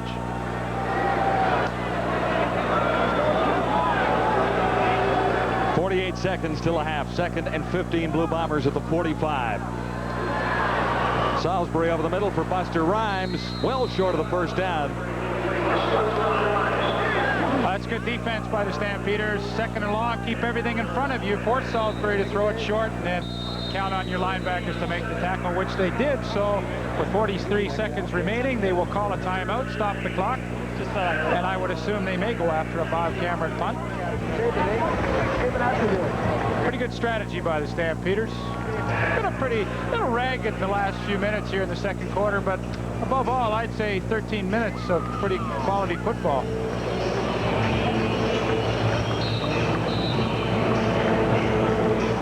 Stan Mikowas into the ball game. The first play is a drop back pass. Nice way to break in a defensive lineman at offensive line. He has played the position a little bit in the past, but just talked to Paul Bennett. He says he thinks the Bombers will go to a little bit more of a quick passing kind of game just to help Mikowas out a little bit. I think that'd be an excellent idea, Peter. And you don't want to force Stan to have to block too many guys for a long period of time.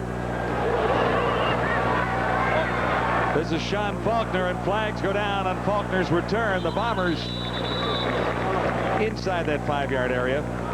Ken Haley down quickly. 34-yard kick that time. So Cameron's fallen off average a little bit here in the latter stages of the opening half. That's a big break for the Stampeders. You know, you're looking at their own 24-yard line. Now you get 15 more. You're out to the 39 with 33 seconds left. That's not a bad break at all. You got to now. You're definitely thinking 33 seconds left. We got to get a couple of quick first downs and try and get Mark McLaughlin in field goal range. 33 seconds facing the Stampeders till a half. First down at the 39. Barrett in some difficulty. He hasn't run a great deal tonight. I don't think he's run once. Once again, James West. I'll get that one out. James West right up the middle with the blitz. They found something. The defensive linemen, what they do is they take Mikowas and they take the center with him, and then James West sneaks in behind. It's been an effective blitz tonight. Loss of 2, 2nd and 12. Barrett to the near side. Marshall Toner short of the first down out near the 48. 15 seconds to go. Absolutely drives me insane when it's 2nd and 12 and your receiver runs 10 yards. I mean, Marshall, come on. You got to go 14 back to 12. Now you got a chance at a first down. Now you put your team in a real bind. You got 3rd and 1 from your own territory. What do you do? It's a little lack of discipline at times. You got to go the necessary yardage and not bail out on your pass pattern. Well, the eclipse is on tonight. This is a lunar eclipse. Watch it closely as we give you live coverage of it here on TSN tonight, because the next one is 40 years away, Leaf, in 2029. Wow. This is the celestial event of the year. Tell me, you sound like a pretty good expert on this material here. Now, like, I know traditionally what happens to some people with a full moon. Now, is there any characteristics of the lunar eclipse we should know about? Funny you should ask. Because the moon passes right through the Earth's shadow, and that's what creates. But does it cause anybody to get a little rangy, or? You mean like well, the full moon? No, I don't think there's any problem with that. But I guess we'll find out later after the game. I'll stay with you and see how you do. Okay. All right. Winnipeg nightlife. 15 seconds till halftime. So Marshall Toner's catch comes up a little short, and Brent Matich has to come in the game. That's kind of a big play. You know, they were hoping to get it at least in field goal range.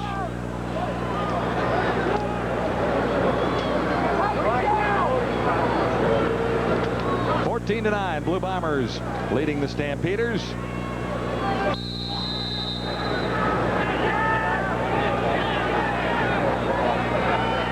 It is Buster Rhymes back for this punt from Brent Maddich. Maddich near his 35 low snap. No problem getting it away. And forcing Rhymes back near the 10. Good work by the Stampeder special teams initially. They had Rhymes pretty well cornered. He grabbed a couple of yards on the return, but really there was no danger of a major amount of yardage for Buster Rhymes on that return. That concludes the opening half in Winnipeg of our TSN Game of the Week. Pretty good first half of football. Lots more ahead with the Blue Bombers leading the Calgary Stampeders 14-9.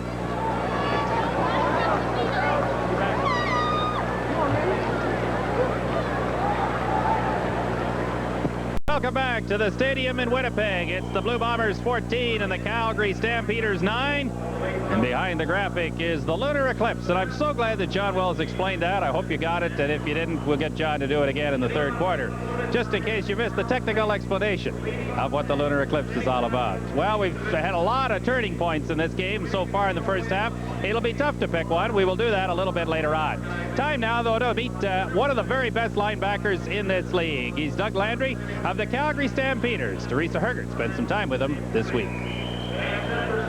When you look at Doug Landry, it's not hard to believe that he was a 9-pound, 11-ounce bundle of joy once.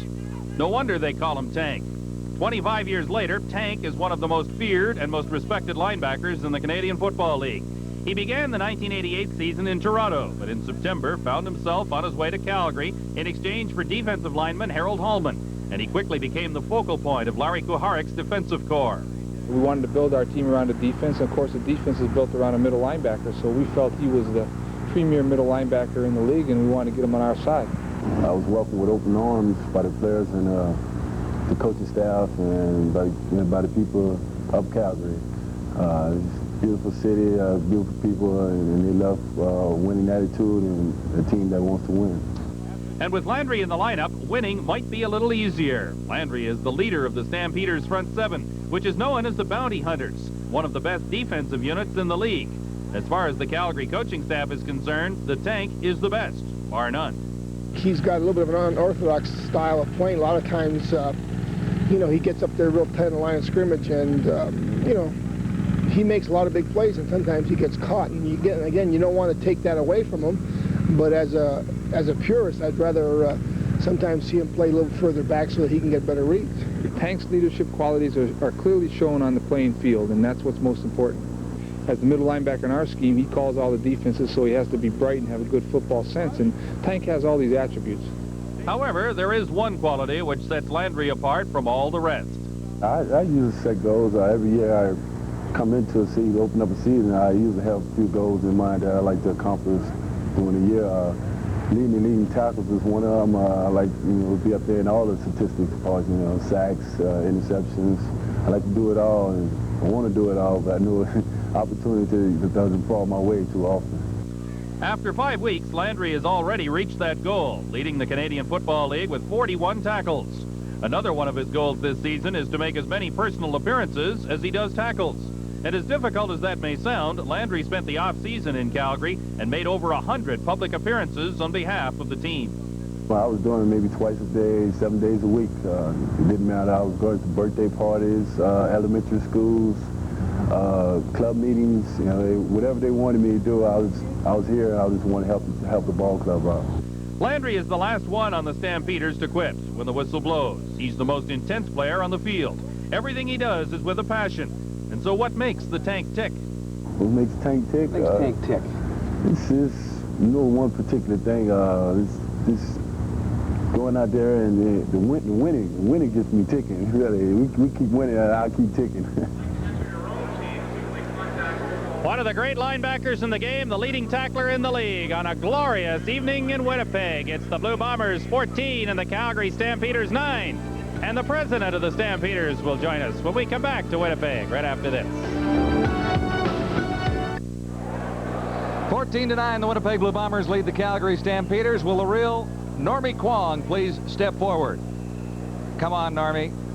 There he is, the president of the Calgary Stampeders. They had these masks for the Edmonton game a couple of weeks ago in Calgary. It sort of backfired, but it got a lot of enthusiasm going. It backfired at least that night against the Eskimos. Yes, it didn't help us in the score, John, but it did create, like you say, a lot of fun in the stands, and that's what we were trying to do. Are you the most famous guy in Calgary these days? I think I am, although, you know, when I come to Winnipeg, I had an interview with your dad this just before pregame, and I understand he's 78 years old, and he looks as good as you do, or maybe a little better. I think he's looking a little bit better at this stage of things. Okay. Norm, when we last saw the Calgary Stampeders on TSN, it was out against British Columbia. That was a win, but before the game I talked to you, you were a little bit down. You seem like you're a little more enthused about football in Calgary these days, and I know your coach and your football team are. Well, John, there's nothing like winning, and of course, we've tried to do everything marketing-wise that we could in the stands and try to create a good atmosphere, but you have to have a product on the field, and we seem to have gelled a bit. We have a little more solid contender now. If you get a victory tonight over the Blue Bombers, you might sell a few seats for the Blue Bomber return at McMahon Stadium next week. Well, John, I'd be very disappointed if, with the showing so far that we've had, and if we happen to come up with a win, if we didn't have a lot of people in the stands for Tuesday. What has turned things around for this football team of yours? Well, as far as the team itself, we've made some improvements in about 3 or 4 different positions, such as running back, offensive tackle, you know, on defense, of course, has been very solid, and Danny Barrett has stepped up and become a real good quarterback for us.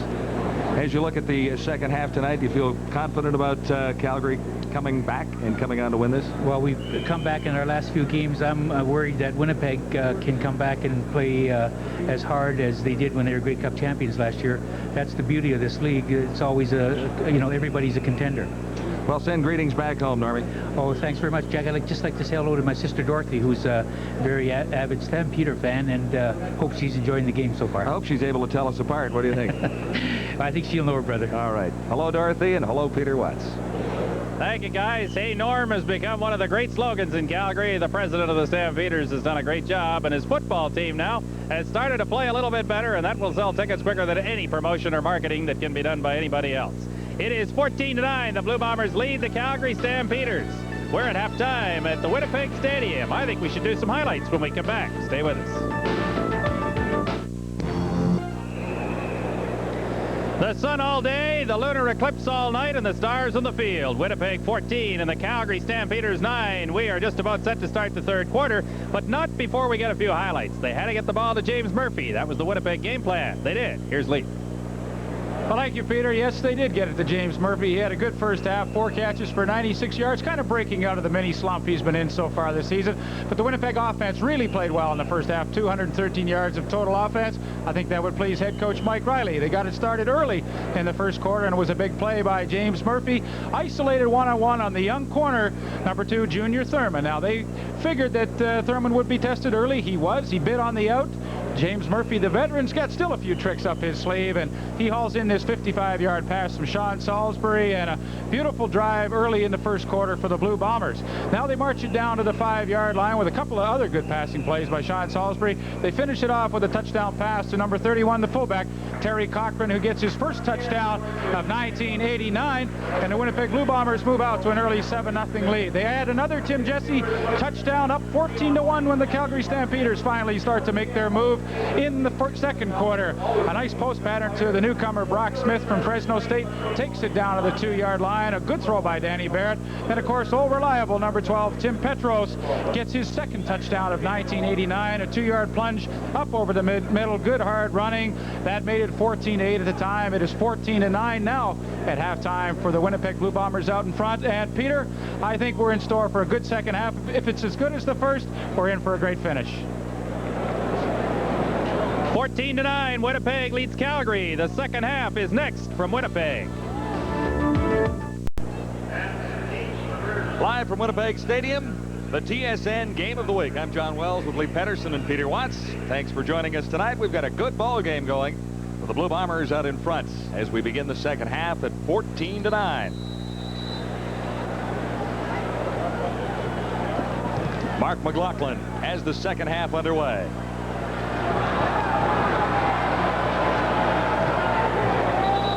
Out across the 30 to the 31. Matt Pierce. Bombers Bombers begin with decent field position at the 31-yard line.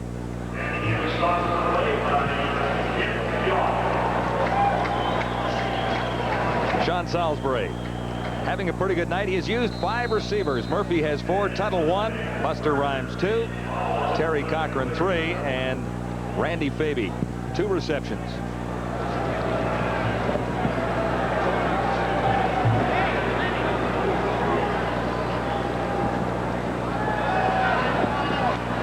Salisbury with time for Rick House to the 41. He has used 6 receivers now. As that was Rick House's first reception of the night. Rick House with the Edmonton Eskimos in training camp, and that's Joe Farragelli to try and get him back to Winnipeg where he could finish some studies at university, and Joe Farragelli accommodated him with Craig Ellis coming to their team, and Rick House now in a bit of a backup capacity behind Randy Faby, but you know, he's had 2 1,000-yard seasons in his career, and he's still got some pretty shifty moves. And he has a first down on his first reception. This one to Jesse coming out of the backfield. He is well covered and tossed down by Ken Ford. Junior Thurman and Ford had him cornered. There was nowhere for Mr. Jesse to go. Boy, it sure looked like a good play when it started initially. They bring Perry Tuttle down in motion, and he tries to pick off either Howard Fields or the outside linebacker, Kenny Ford, in this case, but Ford had nothing to do with that. Came out, and a good tackle on Tim Jesse holds it to just a 2-yard gain. Salisbury has used 7 receivers now, coming out quickly to Jesse and to Rick House. Boy, if you can do that as a quarterback, spread it around, you know, you keep everybody involved. Midfield, Cochran has it, lost the ball. I think the Bombers have recovered it. I think James Murphy snuck in there and made the fumble recovery, and once again a good read by Sean Salisbury. If the linebackers are going to drop off, throw it underneath to your running back and let him run for the first down. This is what he does. Murphy just beating Peterson to it. Good hit by the tank. No question about it, the ball loose, but a nice job by James Murphy.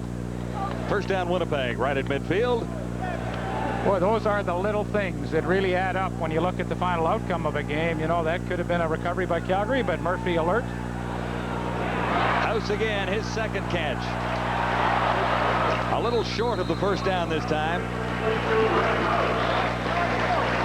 McCrary there. So was Thurman. I think it's such a big advantage for the Bombers to have a guy like Rick House to come into a ball game in the second half. You know, he's been sitting on the sidelines, probably got a good handle on what kind of coverages the Stampeders are playing, and he found the nice hole in the zone between Tank Landry and Kenny Ford. Double bill tonight in Winnipeg. Live coverage of the Bombers Stampeders and of the lunar eclipse. Watch closely. You won't see another one until 2029. I hope we're around to see that one. I would hope so. 40 years from now. Salisbury.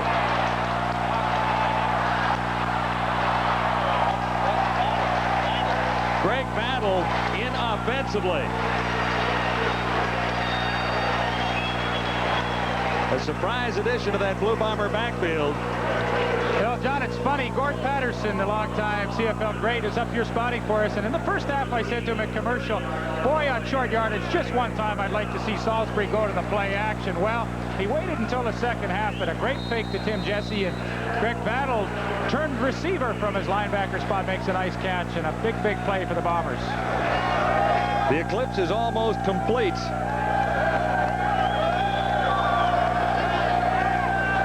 If they can coordinate this with a touchdown pass. Perry Tuttle comes inside to make the catch near the 15. What's happening here is the moon passes right through the Earth's shadow, and that has astronomers around the world watching. You can see this just about anywhere in the world tonight. This is a bit different than a lot of eclipses of the sun, which are only visible in certain parts of the world. I tell you, this has got you on the edge of your seat. I can see that. Bombers on a roll. 2nd and 6. Salisbury over the middle. Picked off. It was intended for Buster Rhymes. And a big chance with Salisbury, the only man back to make the tackle, as it's pitched off to Howard Fields. And the Stampeders have another turnover, stalling a Winnipeg drive deep in Calgary territory.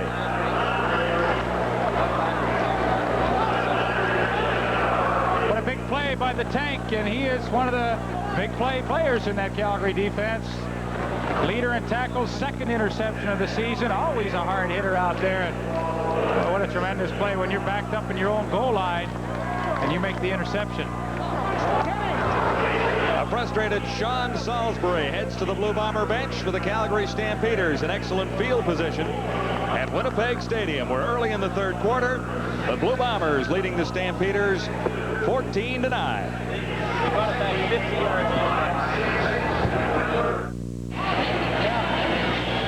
Calgary Stampeders come up with the big play early in the third quarter. Sean Salisbury marching the team down very nicely in the close scoring range, but this tip ball, Buster Rhymes cannot hang on, and Tank Landry comes up with the interception. It's funny, before the game was down in the field, and Tank Landry came up and bushwhacked James West from behind, and West said, "Oh, boy, I'm glad you're not playing offense for the Stampeders tonight, so I don't have to play against you." But Tank Landry turns into an offensive player as that interception was returned 50 yards. Buster Rhymes made it all the way back to make the tackle on Fields. How y'all doing back in Calvin? Hey, Auntie Edna, Homer! Out for you, Homer! All right, Tank. He's shy. You got the message in there.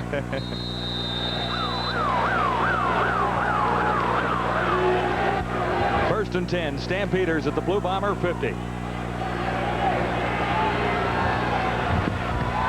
Good fake by Barrett. Time to throw. Long bomb. Willis. He ended up in double coverage, and Les Brown was with him, along with Allen moving over from the safety spot. That's Michael Allen.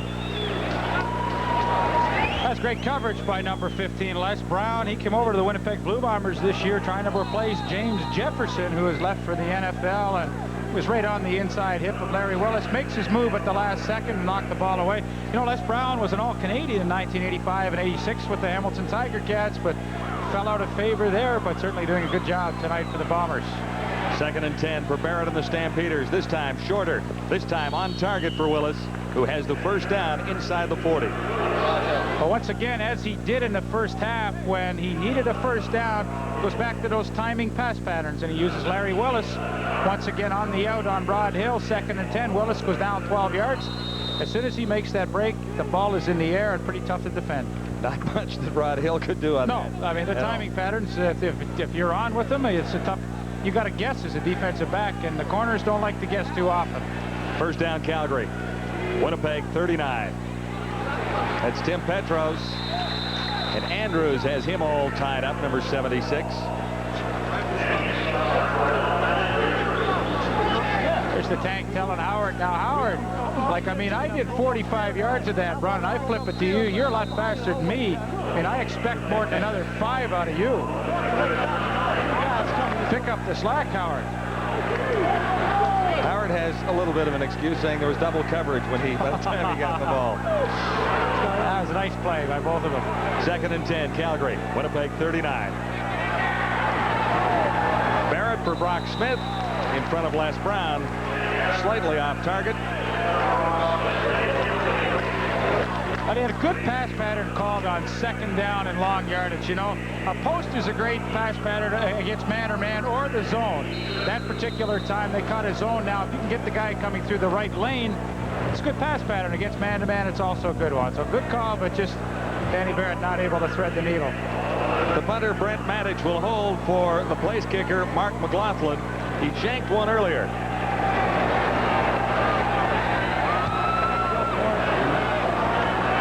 No mistake about that, as the Stampeders get 3 points closer to the Blue Bombers.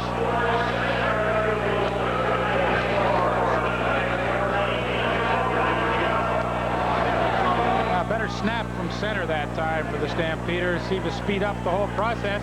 Dan Wickham, number 35, who used to be a linebacker with the Blue Bombers, was not protected this year in the equalization draft. And Calgary Stampeders picked him up. He had a serious knee injury last year, and quite frankly, the Bombers didn't think he would recover in time, but he has made remarkable recovery. As in his first game tonight for the Calgary Stampeders, and surprisingly enough, as a small guy, he does the snapping on punts and field goals.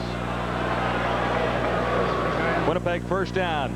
Salisbury the fake, gets the charge, and gets a completion for Rick House, who has close to 8 yards. Later tonight, we'll present the Turning Point on TSN, brought to you by Remington. The Remington Electroblade vibrating blade system with high-speed motor and vibrating twin blades glides so easily for incredibly close, smooth, comfortable shaves or your money back. Remington Electroblade. Victor Kayem, he gets into those commercials, doesn't he? Part of our broadcast crew. 2nd and 2, and Salisbury converts as Cochran pulls it down. Another Winnipeg first down. Both teams have moved the football rather effectively tonight. I've really been impressed how Sean Salisbury has used Terry Cochran tonight. You know, doesn't get to catch the football too much. Only 6 catches coming into tonight's game after 5, but tonight 5 catches already, plus a touchdown. So he's been the secret weapon tonight for the Bombers. First down, Salisbury over the middle for Jesse, and the tank was in the neighborhood. The tank was going to absolutely crush him, and Tim Jesse saw him coming and said, I don't want any part of this guy. The tank is a little intimidating at times. Peter, what's going on down the sidelines? Steve Rhoda Huskers has got that knee taped up. He's going to try it. David Black has got his ankle taped up. He's going to try it. They may alternate at that spot and use Scott Rettle at the other position. All right, Peter, 14-12. Blue Bombers in the lead, and the Calgary Stampeders. Salisbury releasing for the far side. Cochran again, this time short of the first down. David McCrary covering on Terry Cochran that time. Well, that's a good job once again on 2nd and long. Stampeders have really played 2nd and 10 situations well on defense tonight. They have not given up the big play and kept everything in front of them. That time relying on good tackling from David McCrary as he came up on Cochran. And I mean, it's nothing more than good, solid defense. There he is, number 3, has an interception tonight. Bob Cameron, a little off form this evening so far, standing at his 40.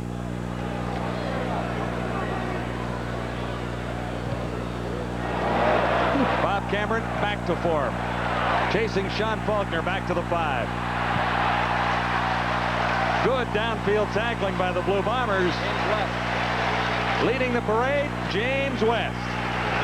It's a 2-point ball game at Winnipeg Stadium. The Stampeders trailing the Bombers. Lots remaining on TSN's Game of the Week.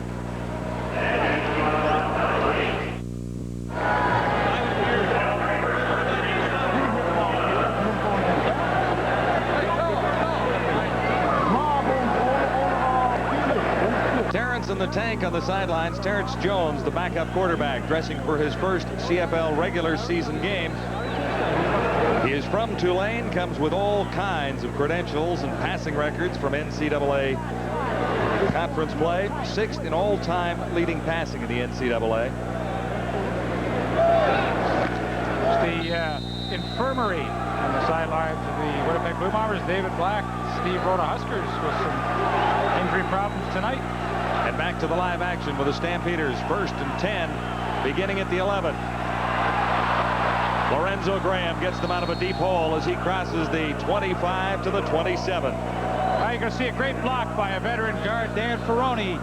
9 years in the Canadian Football League from Simon Fraser. Of course, 8 of them spent with the Toronto Argonauts. And you watch him in the middle of your screen. The left guard, number 66, pulls, and he leads his old pal from Toronto days, Lorenzo Graham, up through the hole. Nice running by Graham. And boy, when you're backed up in your own territory and you can get a couple of first downs on the ground, that is a bonus.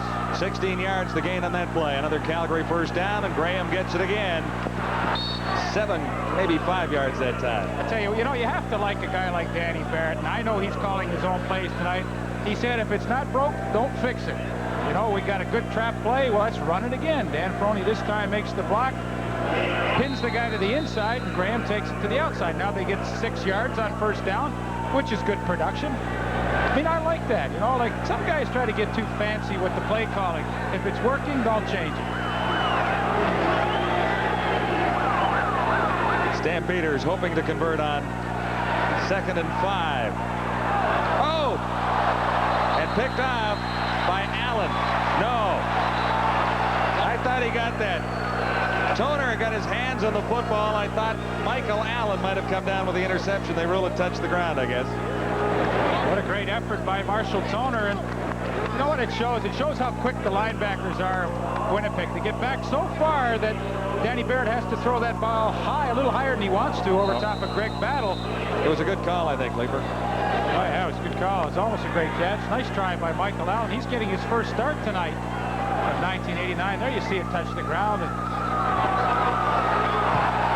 rush, but Manich gets it away for Buster Rhymes. Now it bounces back the other way, so Rhymes won't have a play. Flags will come down from all directions. Well, Manich was the first guy in there, and I think he makes the recovery. He's got the ball. Hey, that's a great play. Boy, oh boy, is that a heads-up play by the punter. First down, Calgary, as Manich recovers his own kick.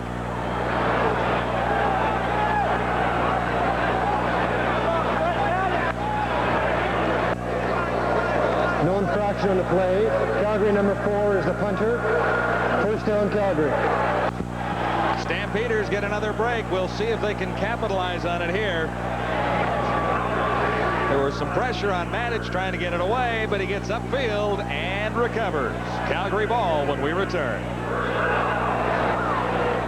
A real heads-up play by the punter, Brent Manich. You know, as soon as he sees it, like he knows it's a short punt to begin with, and he's starting up over the line of scrimmage now, and he sees it bouncing back. I mean, he puts it in a high gear, and watch how he goes in, shields his body in front of Ken Haley to recover that fumble. I mean, that is an outstanding play. And of course, you know, at the end of the game, we show you the turning point on TSN. You're voting for that one already? Well, I don't know. Nominating it at least. Calgary would have to win the game, but boy, oh boy, that was a nice one. What's very cool about his accomplishment, like he had it planned,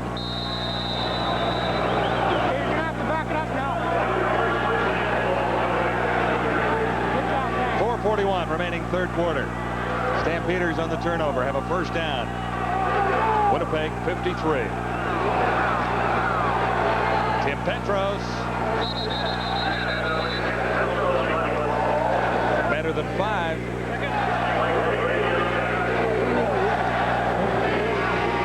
On the Winnipeg front 3, and actually the front 4, because they bring Quincy Williams every time as their rush in. They get so much penetration upfield. Oftentimes, that's a good defense to try and trap, and obviously Calgary has decided that's the attack they'll take in the second half, is once again another trap play up the middle. Looks as though they're trying to pick on Stan Mikowicz in the middle. Petros gets marked for a gain of 6. This is 2nd and 4. Good fake by Barrett. Takes off himself. Barrett has the first down. His longest run of the night. He's carried a couple of times, but really, that's the only time he got into open field. Stopped by Quincy Williams. Well, this is a feature of Danny Barrett. He's leading the team in rushing, averages about 8.5 yards every time he carries the football. You know, John, interesting enough, he's got 5 rushing touchdowns this year. He only had 2 in his entire career before 1989. First down, Calgary near the 40 to the near side. Toner hauls it in. Ken Petway was covering.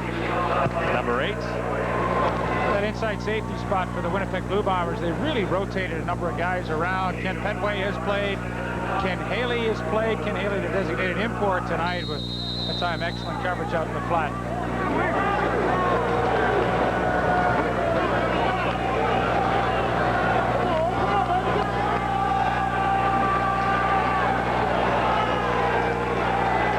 This will be 2nd and 5 for the Stampeders at the Winnipeg 35. Petros has the first down as he crashes inside the 25. Quincy Williams again, number 43. And once again, the trap play by the Calgary Stampeders. This time it's the right guard, number 61, Tom Spallettini, that throws the big block. And it's a pretty gutsy call on 2nd and 8, going with the draw play. Good block up there, 66, Dan Ferroni once again, and Tim Petros, nice job running the football. James West just missed, tripping up Petros. First down, Calgary. Winnipeg 25. Lorenzo Graham has the touchdown.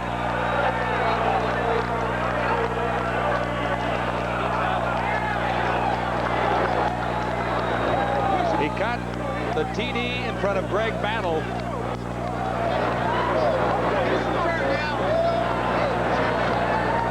march, Lee. Oh, it really was. You know, hey, they started. Where'd they start? Their own 15-yard line, or?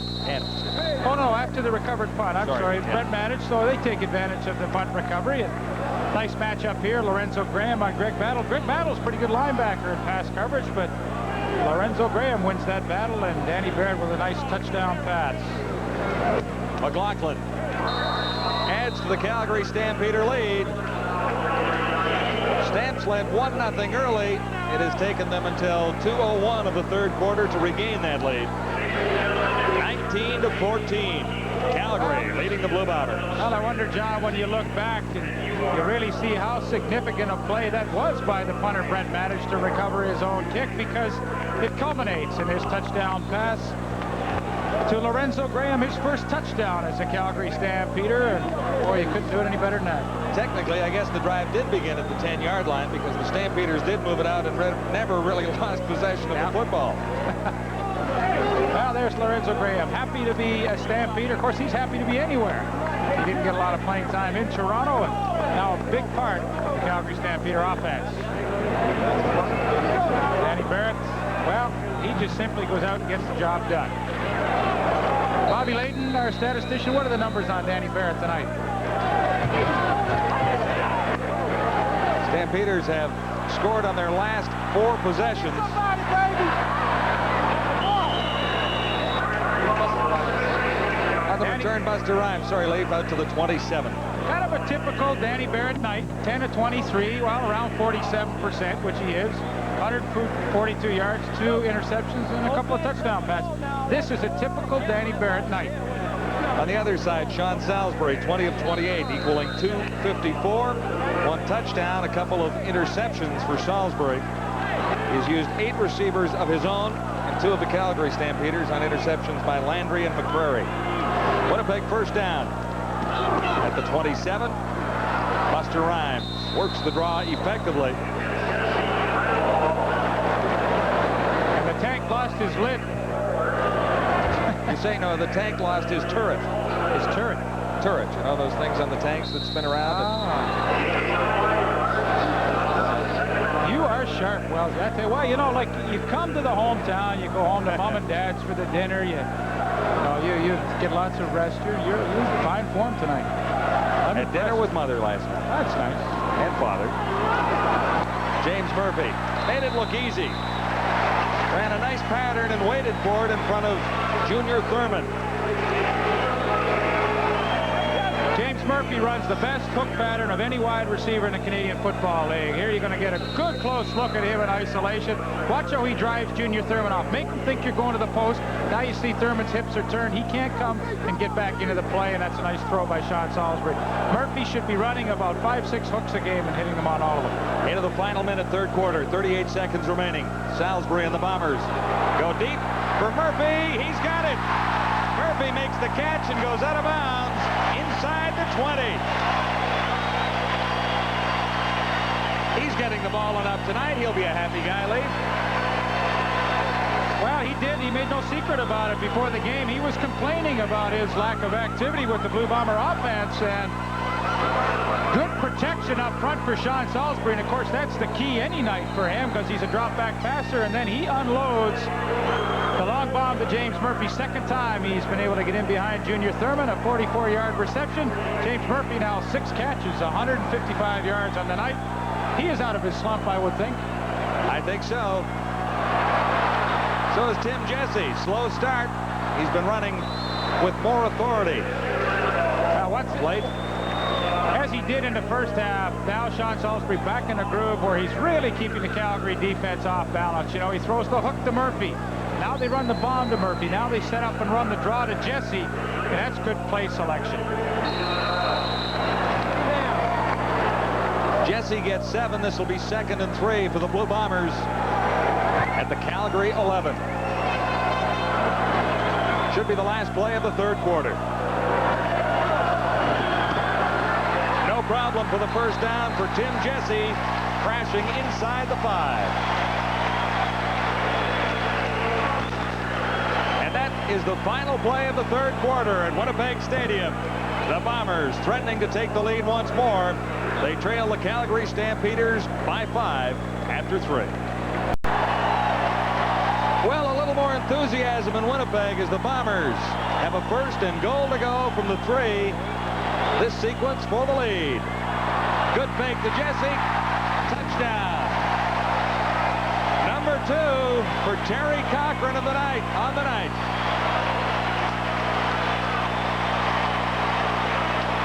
Ironically, both have been tosses. 2 receptions for Cochran. Plays a little bit similar. He was wide open both times.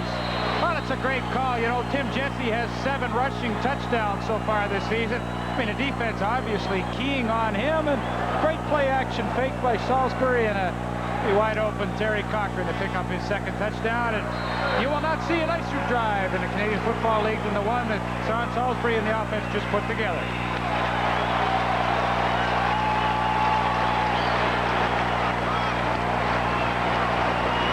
Makes it look pretty good with a fake to Jesse, Lee. Well, I mean, he's the threat down here in the goal line. The defense certainly is keying against him. Salisbury sticks the ball in there, freezes everybody, and Terry Cochran, being the good actor that he was, faked the block and slipped out into the corner of the end zone. And Terry Cochran has 2 touchdown catches, both pretty easy ones, as he's been wide open.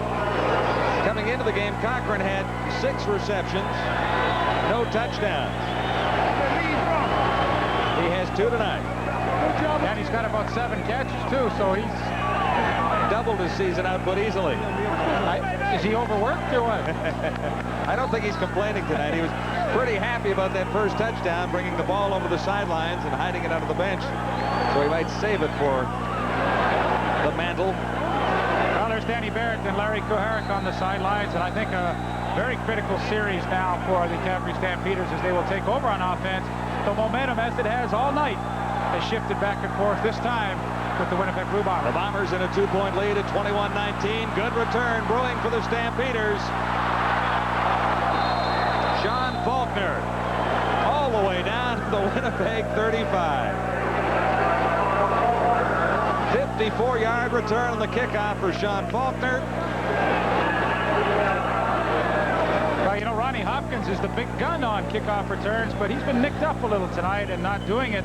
Sean Faulkner, the designated import, takes over and finds a good hole. The Calgary Stampeders work so hard on their special teams, getting an extra block here and there, and boy, they give Danny Barrett excellent field position to start this drive. 1st and 10 Calgary. Winnipeg 37. Good fake for Barrett as he flips it out for Lorenzo Graham. Graham is clotheslined by James West. Looked like he might have had a little more running room, but West got the big arm out and hooked him down. Well, it looked as though there was a seam for Graham to get up through, but James West is so fast as a linebacker, one of the premier linebackers in the league, no question about that. But I like this option play, you know, it freezes number 43 of the Blue Bombers, Quincy Williams, and then West. Wow, that is some hit. Still a gain of 8. This is 2nd and 2. Flags down. Graham grabbed by Randolph and Greg Battle. Indication Blue Bomber offside from the Calgary side of the ball. The Bombers are pointing the other way. Never trust the players making the calls. Winnipeg number 52. Okay. Yeah, except that it was going the other way, too. Ken Lazarek has it straightened out. Not a bad drive for the Blue Bombers' last touchdown. 83 yards, 6 plays. Cochran's 2nd touchdown of the game. Well, you know, all 3 Winnipeg touchdowns tonight have come on good, long scoring drives. You know, nothing cheap about them, and they finally got their offense on track a little bit tonight. This is a Calgary 1st down. Barrett to the right side. He'll carry himself. Pretty good run for Dan Barrett. 2-point ball game. Barrett grabs 5.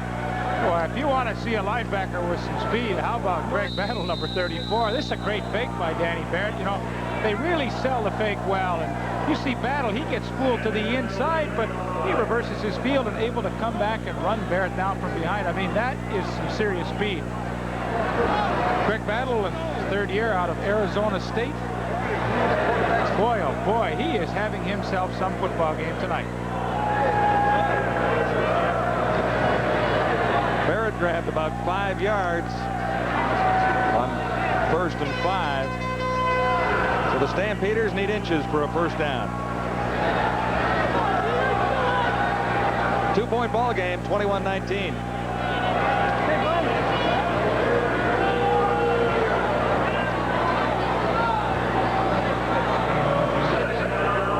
It'll be 2nd and less than a yard for Calgary. Padilla.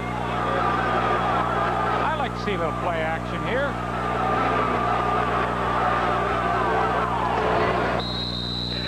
Tim Petros has the first down. Danny Barrett had other ideas, didn't he, Wellesley? Yeah, you know, like he knows he's in scoring position. He's got the safe first down with a handoff to Tim Petros, so he takes it. And after that big kickoff return by Sean Faulkner, back-to-back first downs for the Stampeders. Stampeders really have to come out of this drive with the lead unless they turn it over. A little over 23,000 here tonight enjoying this really good football game at Winnipeg Stadium. Barrett can't see anyone open, carries himself. He's inside the 10-yard line, almost to the 5. That's a great run by Danny Barrett. You know, I can't believe he got out of there. It seemed like the rush was coming right up the middle and really no place for him to maneuver, but somehow the elusiveness of Danny Barrett took over and he makes a good play out of something that looked pretty horrible. 6 for Barrett at 2nd and 4. Stampeders can get a first down without scoring a touchdown, then have 3 cracks at it from about the 2. What's the big play here?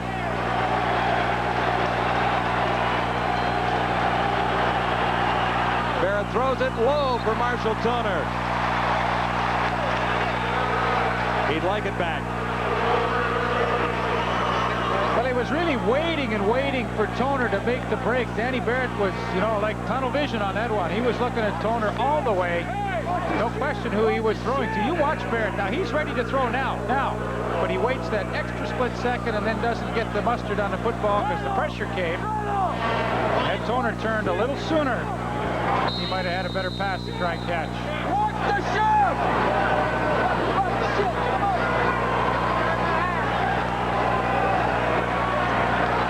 Brent Maddox will hold. Mark McLaughlin trying to kick the Stampeders into the lead, and he does. Calgary takes a 1-point advantage at 22-21.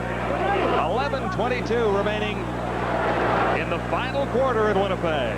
Stampeders trying to make it 4 in a row. The Blue Bombers trying to snap a 2-game losing streak. A great night for a ball game in Winnipeg, and we've seen a great ball game so far. 7-1 Winnipeg. After the opening quarter, Stampeders get a touchdown in the second. So do the Bombers. Winnipeg led at halftime. You know, if you're looking for some encouraging news in the Canadian Football League this year, we talked about the attendance tonight at Winnipeg, over 23,000 for this game. Last year, average attendance in the CFL, 24,228. This year up 25,659. So some encouraging news. Attendance up around the CFL. I would think the Sky Dome has had a little bit to do with that, as Toronto Argonaut attendance certainly up. I think so. Hopefully exciting football is bringing a few fans back as well. If the Stampeders finish well here tonight, it would be nice to see a big crowd at McMahon Stadium for the rematch between Calgary and Winnipeg next Tuesday night to kick off the week 7 in the CFL.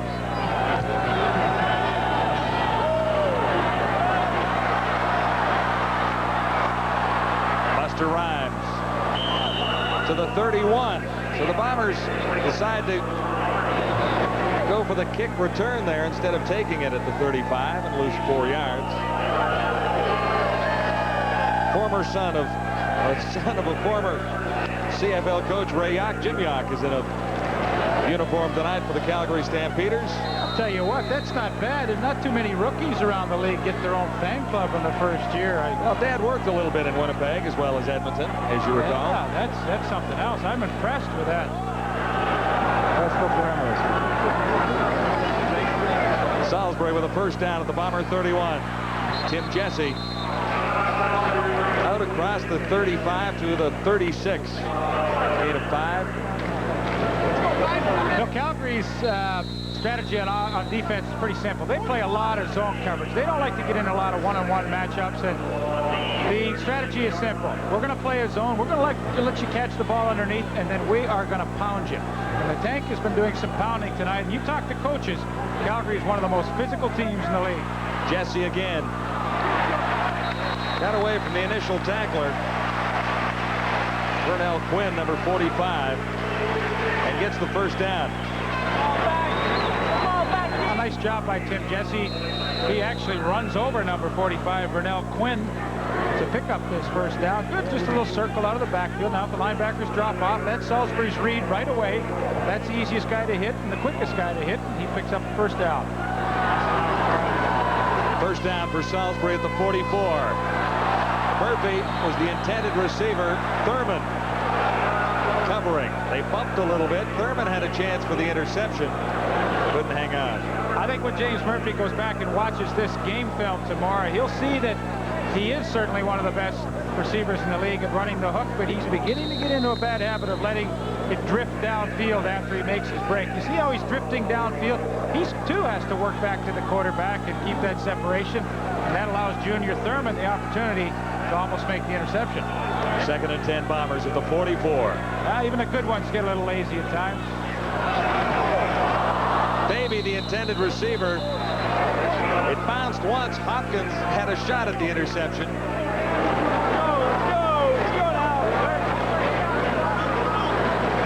Harry Tuttle looked to be a little bit open downfield. Davey shaken up.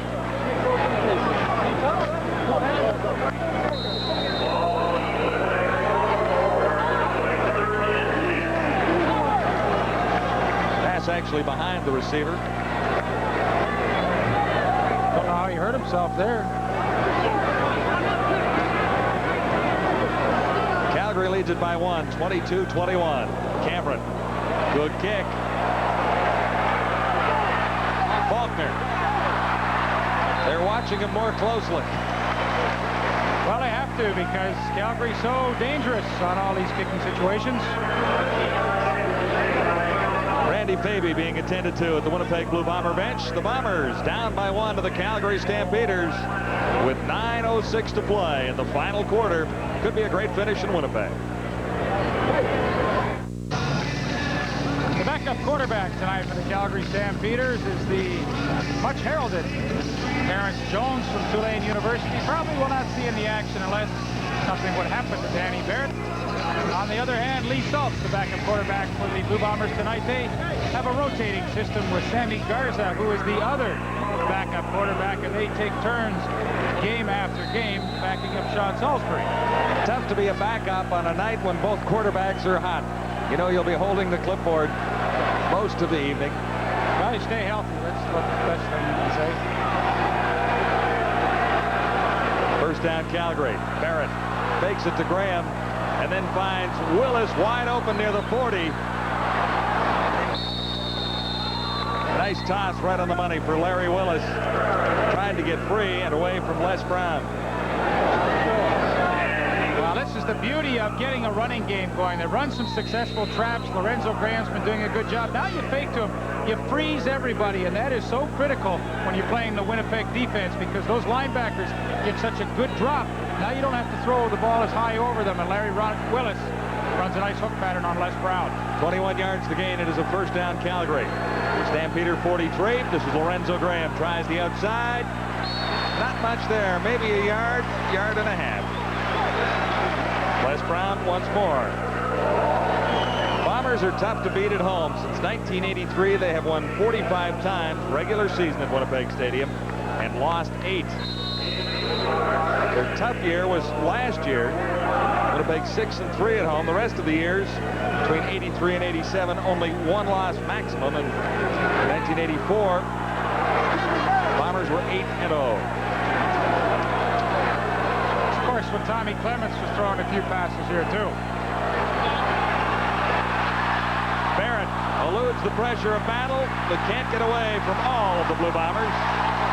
Lost the ball. It looks like Winnipeg might have recovered.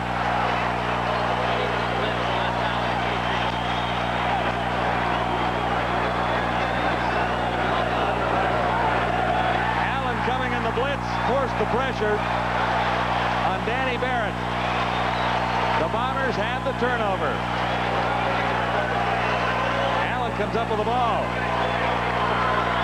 He chased him around the backfield. Boy, he sure did. He's coming on a safety blitz. Michael Allen right up the middle, and it flushes Danny Barrett to the outside. Good pressure as well from Greg Battle, who has had a tremendous game on defense tonight. But Danny Barrett tries to run, tries to tuck it in, but Battle with the hit. And Michael Allen, who is so alert, comes up with the fumble recovery. You know, this guy has a nose for the football. Salisbury on first down. Tim Jesse has the reception and the first down. He's inside the 15.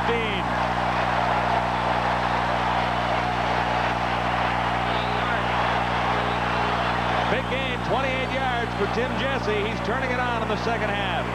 Well, it's nothing fancy about this. This is about the fourth pass he's caught in the second half. Just a little circle over the middle.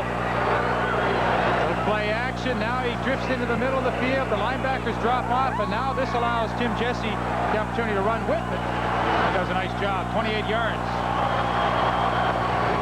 First and 10 Bombers. Dragged down from behind that time. Jesse. By Vernell Quinn. I'll tell you, if Vernell Quinn does not make that tackle, Tim Jesse could bounce it to the outside, and he still could be running. Once again, Salisbury seems to really be in a groove with his play selection. Little play action, then he runs the football. And what does he do here on 2nd and 9? Well, I suspect he'll drop back and sit in the pocket like he always does. Intended for House, a little high. Nice coverage downfield, man-to-man situation. David McCrary, number 3, comes on the safety blitz from the short side of the field. Salisbury sees it. You can see his eyes looking out there now. He knows McCrary's coming fast. He's got to throw that ball a little before he's ready to. Rick House cannot make the catch. Vernell Quinn put pressure on the quarterback that time and forced Salisbury to drift it a little high. That brings on Trevor Kennard.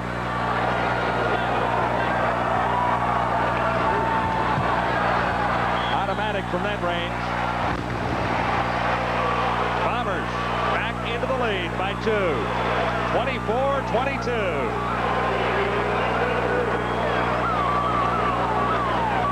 Lots of time remaining for the Stampeders to come back and take the lead. 5:21 in the fourth. Danny Barrett getting ready to lead the Stampeder offense back onto the field. Winnipeg kicking off after a short chip shot by Trevor Kennard gave the Bombers the lead once more at 24-22. Just over 5 minutes to play in the fourth quarter. We've seen a good one here under the lunar eclipse tonight. It's been a great game, and Tim Jesse has had himself some night. He has done a good job not only rushing with the football, but on the pass receiving end as well.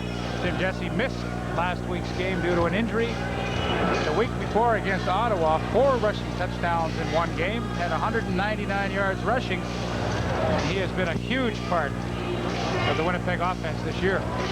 Actually broke a bone in his hand against Saskatchewan, finished off that game, and had difficulty, and then had to skip the Argonaut game.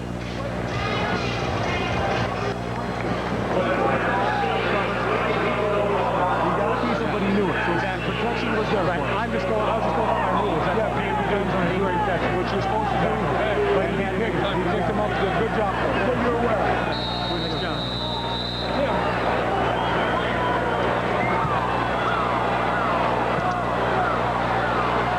Low kick. Graham has trouble judging it at first. And that cost him some yardage on the return. He's out to the 31. First time tonight, they really haven't had a big kickoff return from that team. You know, we talked about Tim Jesse tonight and his production. Really not as much as it seems like. 15 carries, 49 yards, 4 catches for 43. So overall, 92 yards of total offense and 1 touchdown.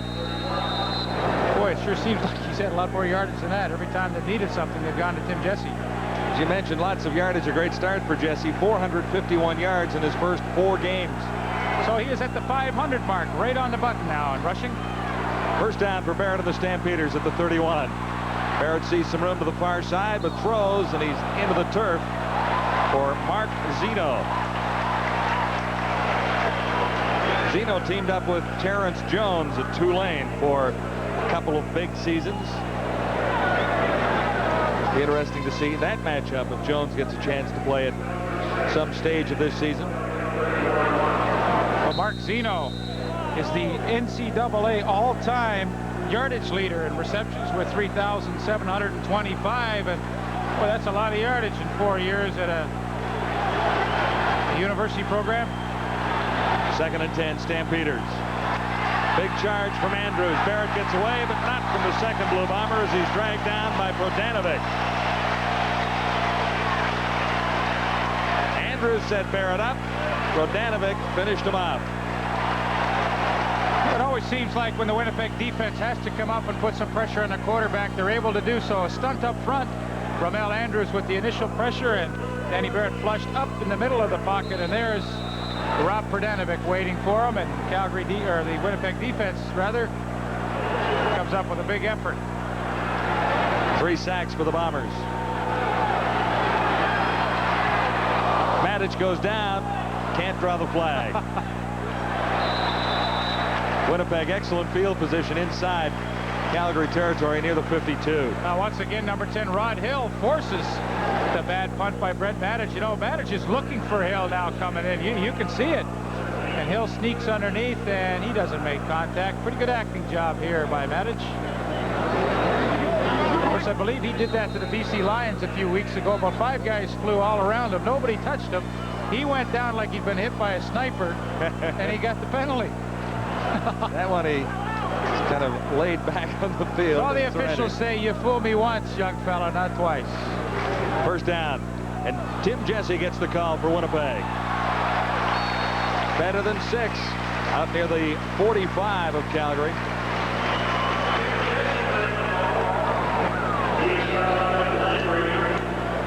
It's a good run by Tim Jesse. Pretty good blocking at the point of attack, and he breaks it to the outside, actually runs into his own man. Nice job. This is going to be the key down the stretch with just a little over 3 minutes remaining. When Winnipeg has the ball, they need to get good production on first down. 2nd and 4. Salisbury puts it up. Thurman jostling with Murphy. Murphy gave him a pretty good shot going down the sidelines there. You could almost call one on him, but they have picked on Junior Thurman tonight. Been successful on a couple of long bombs, but not on this one.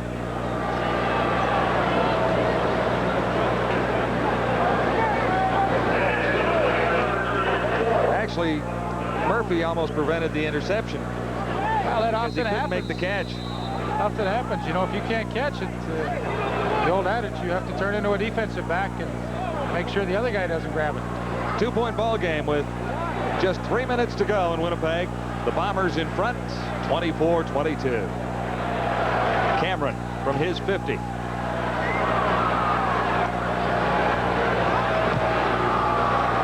Aiming for the corner. Fields has no play. Out of the 6. Cameron does that as well as anyone in the league.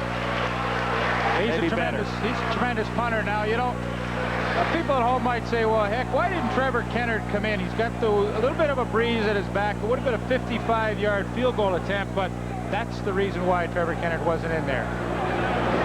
3-minute warning. Stampeders need 2 to catch up and 3 for the win. We'll be back for the finish after this.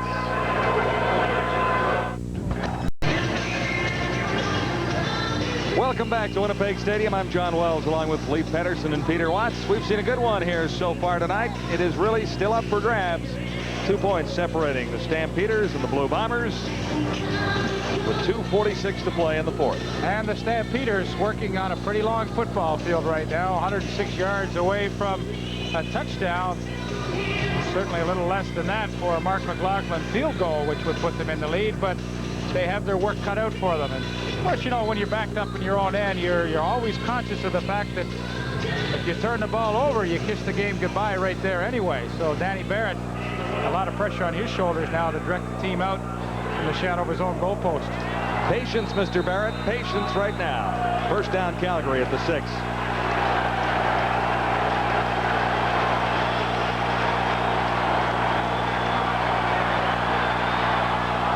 Looking long, hopes that Willis can run underneath it. And he was overthrown.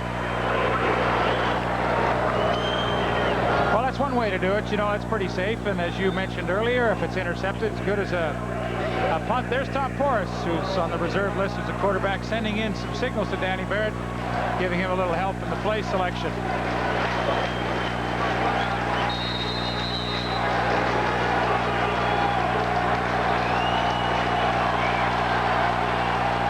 Second and 10. Big play for Calgary at the Stampeders 6.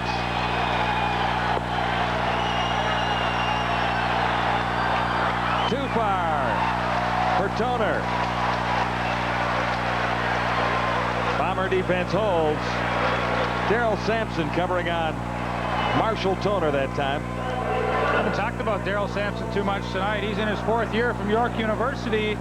Originally a second-round pick of the Bombers in 1986, and he has done a good job at that inside safety spot that time. Excellent coverage on Marshall Toner, and Danny Barrett could not get the ball into him, and they have to give it up. With about 2:28 remaining in this game, Winnipeg will be in excellent field position, and you know they would like to wear down this clock. Matic has had some difficulty with his last couple of punts. Going into the wind again, and no distance on that one as it trickles out near the 31. So Winnipeg already in field goal range for the victory. Or at least for more of an advantage. A field goal here would give the Bombers you like 5 the chances? points. I like the Bomber chances all of a sudden, yeah. I do too, and Coach Q knows that he is in a big hole right now, trailing by a deuce. Bomber chances look pretty good after the Cameron punt because he put it out at the 6. We talked about the field position. Well, you know, that will never show up in the statistical story, but the little things like that play such a big part in the final outcome of a game. Tim Jesse stopped for little or no gain, maybe a yard.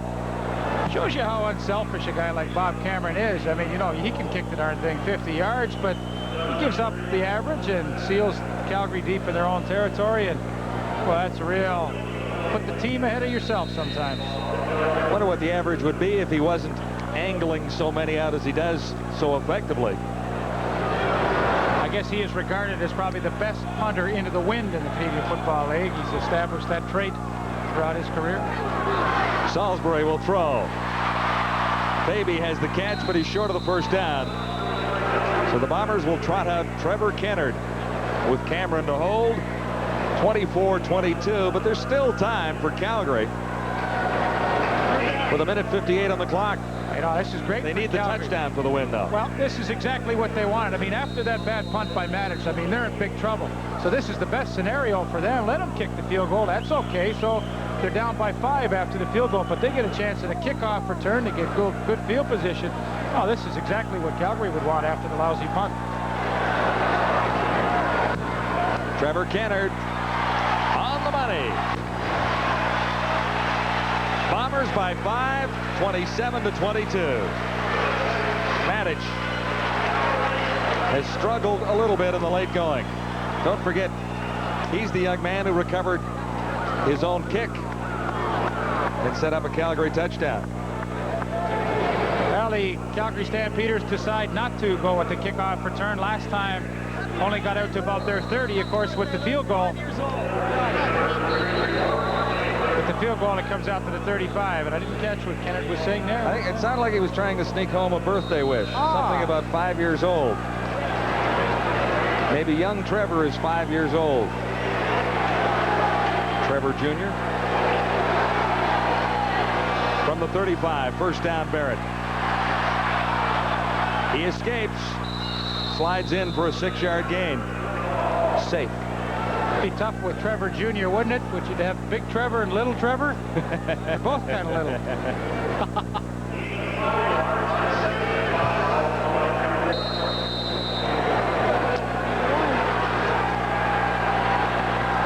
Second and 4.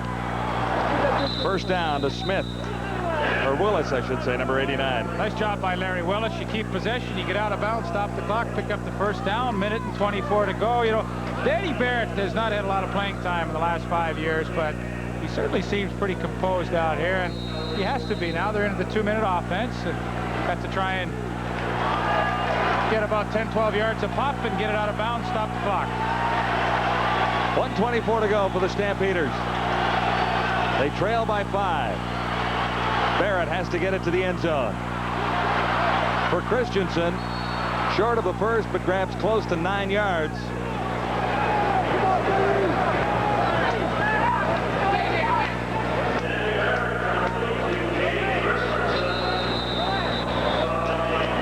Dan Ferroni, the injured Calgary Stampeder, he looks a little disoriented out there.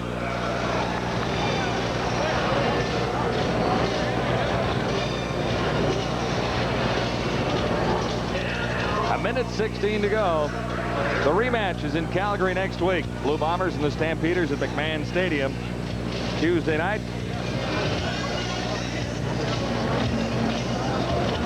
We should have a pretty good one on TSN, our game of the week from Commonwealth in Edmonton Wednesday night. Ticats, Eskimos. That'll be a big one. The week after, another big one for us, Saskatchewan at Edmonton. Then we move, if you can plan this far ahead, we move to the traditional Labor Day matchup on Labor Day Monday with the Edmonton Eskimos traveling to Calgary to play the Stampeders. Dan heads to the sidelines. He will just miss one play. He'll be right back in. Took a little poke in the eye, but he will be back. Dan Barrett, 2nd and 2, has Willis for the first down. Wasted a little time by not going down. Come on, Larry, he's got to be a little more intelligent than that. He's been around for a long time. Catch that ball, and if you're going to do anything, work to the outside where you maybe get out of bounds. Now they lose a couple of precious seconds here on the clock. 1:03 left. Stampeders' final drive. Barrett hit as he releases, but he gets it away. And the Stampeders have another first down as Larry Willis comes up with a crucial catch at the 30. Remember, a field goal, no good to the Stampeders. They need the touchdown for the win. Great call and pass by Danny Barrett. He had Michael Allen on the safety blitz right in his face, and Larry Willis on the post. He threw it before he was ready, but he comes up with the big catch. Final 55 seconds. Barrett underneath for Lorenzo Graham. Tackled by Greg Battle, short of a first down, but the Stampeder march does continue. Graham gets 4. This will be 2nd and 6. 49 seconds to go. Barrett draws the Bombers offside.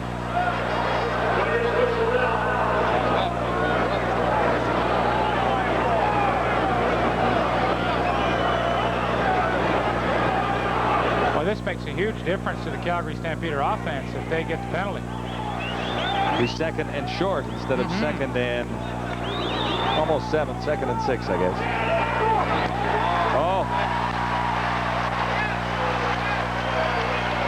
Huge difference when it goes the other way. This could be the ball game. Matter of fact, if they don't convert, it will be the ball game for Calgary. Well, it's still 2nd down. You know, they're gambling. They'll be gambling at this stage of the game, so they end up. But if they don't convert to a first down here,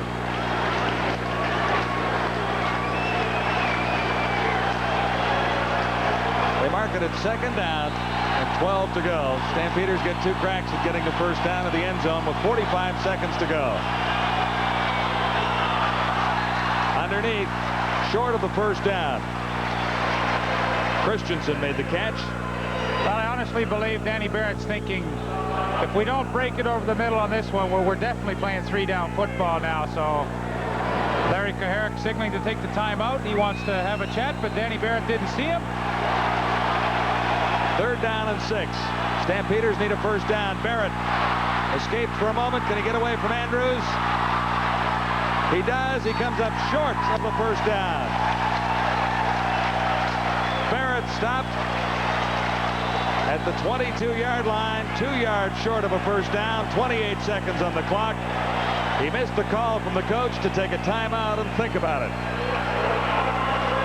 Barrett hurt. So is Quincy Williams, number 43 for the Blue Bombers.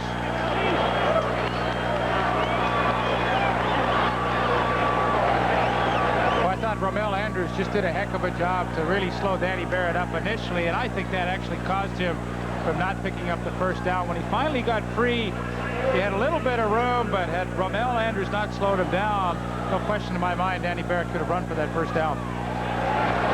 28 seconds left. Bombers take over.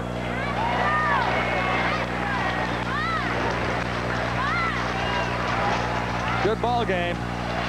Stampeders come up a couple of yards short from another couple of cracks at the end zone.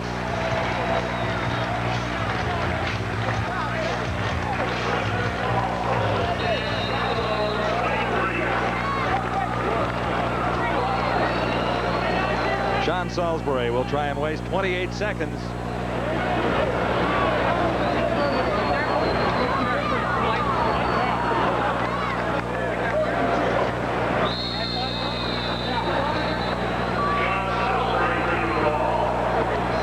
I'm sure will call the token timeout to stop the clock, but Calgary still will have time, I'm sure, to run the clock out.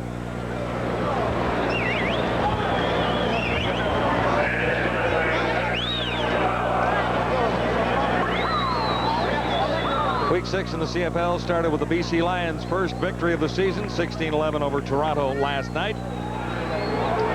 It will continue with Edmonton at Ottawa tomorrow and Saskatchewan at Hamilton on Friday. Calgary still may get one more shot at it. You know, 7 seconds remaining. The clock will not start to the snap of the ball. Now, if Winnipeg does not run off more than 7 seconds, they may find themselves in a punting situation. Get the gumbo ready. I'm coming to Calgary next week.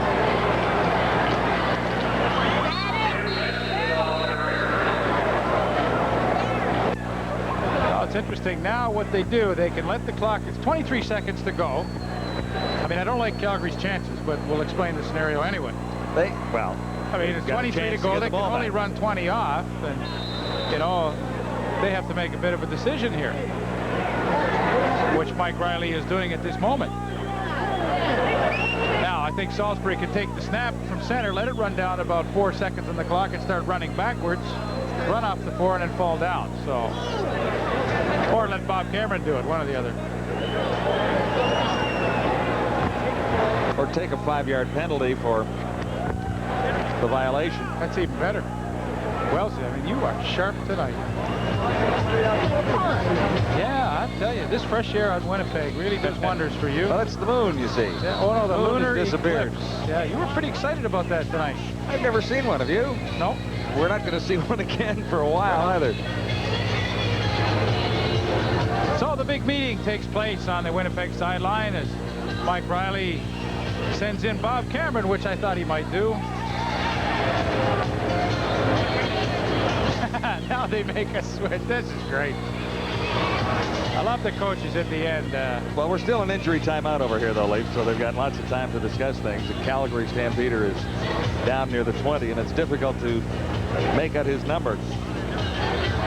Well, I mean, you can also give up safety if you want to and then kick it off. I mean, that's even easier when you really get right down to it. You got a 5-point cushion to work with. We might be overanalyzing just a touch here. Well, there are possibilities, I guess. Some options.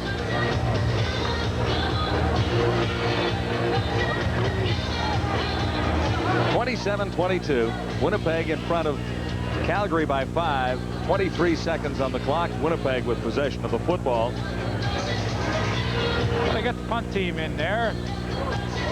We shall see what happens when they find a whistle play in. Lots of chance with the injury and the timeout for coaches to second guess themselves a little bit too. You've got a chance to weigh all the options. Tank's taking a couple of good shots. He had the one pop on Tim Jesse over the middle that kind of hurt his neck a little bit. Looks as though he's maybe hurt that neck again. Trainer Pat Clayton out. Doing an always able job to take care of the players.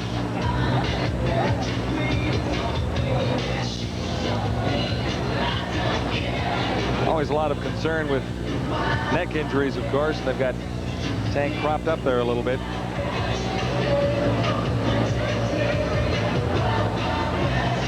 I don't know if we can hear the music that they play in the background here, but it seems to be the theme song of the Winnipeg Blue Bombers. They play that song, The Wild Wild West, and I would think that's in honor of their tremendous linebacker, James West.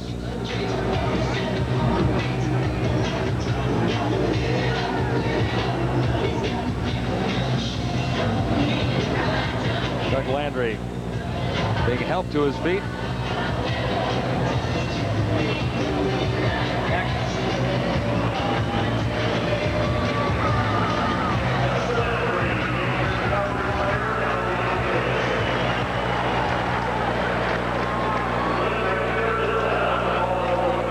So does Barrett get one more chance to throw the long one and hope? Cameron back to kick.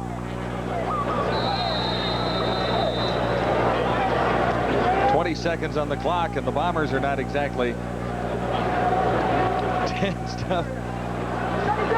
Cameron taking his time, and he'll take the time count violation, it would appear. He is not quite ready to take it. Well, looks as though he might take it. Now he's going to...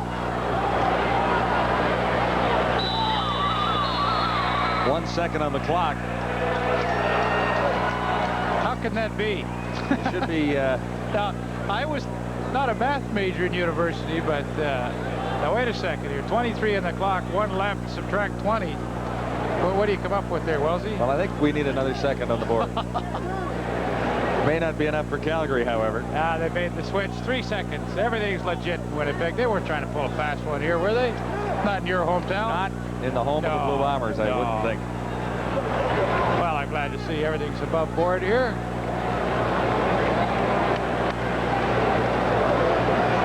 So it would appear the Stampeders have this kick return for the touchdown, or they'll...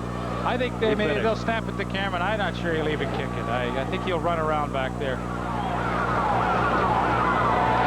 To waste the final 3 seconds, Cameron steps out of the end zone. That's a good move. Smart coaching on the clock. That's good coaching by Mike Riley. 2 more points, but that is not enough for Larry Kuharek and the Calgary Stampeders. After 3 straight victories, the Stampeders fall at the hands of the Winnipeg Blue Bombers, who snap out of a 2-game losing streak. Calgary drops to 3-3. The Blue Bombers improve to 3-3. Next week, the rematch at McMahon. Here's Peter Watts. Thank you. John, the player of the game is Sean Salisbury. When the team's not going good, quite often the quarterback gets the flack.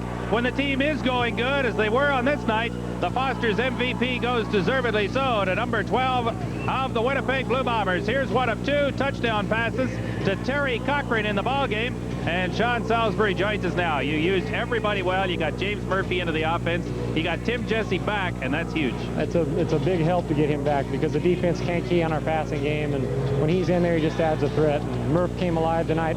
Everybody got into the act, and it's a big help to get us a win and go into next week. I thought your offensive line did a pretty good job for you. 2 guys on the left side, Rhoda Huskers and Black, got banged up, and yet they hung together in there. And you could prove that you did it, so you made me promise not to tell.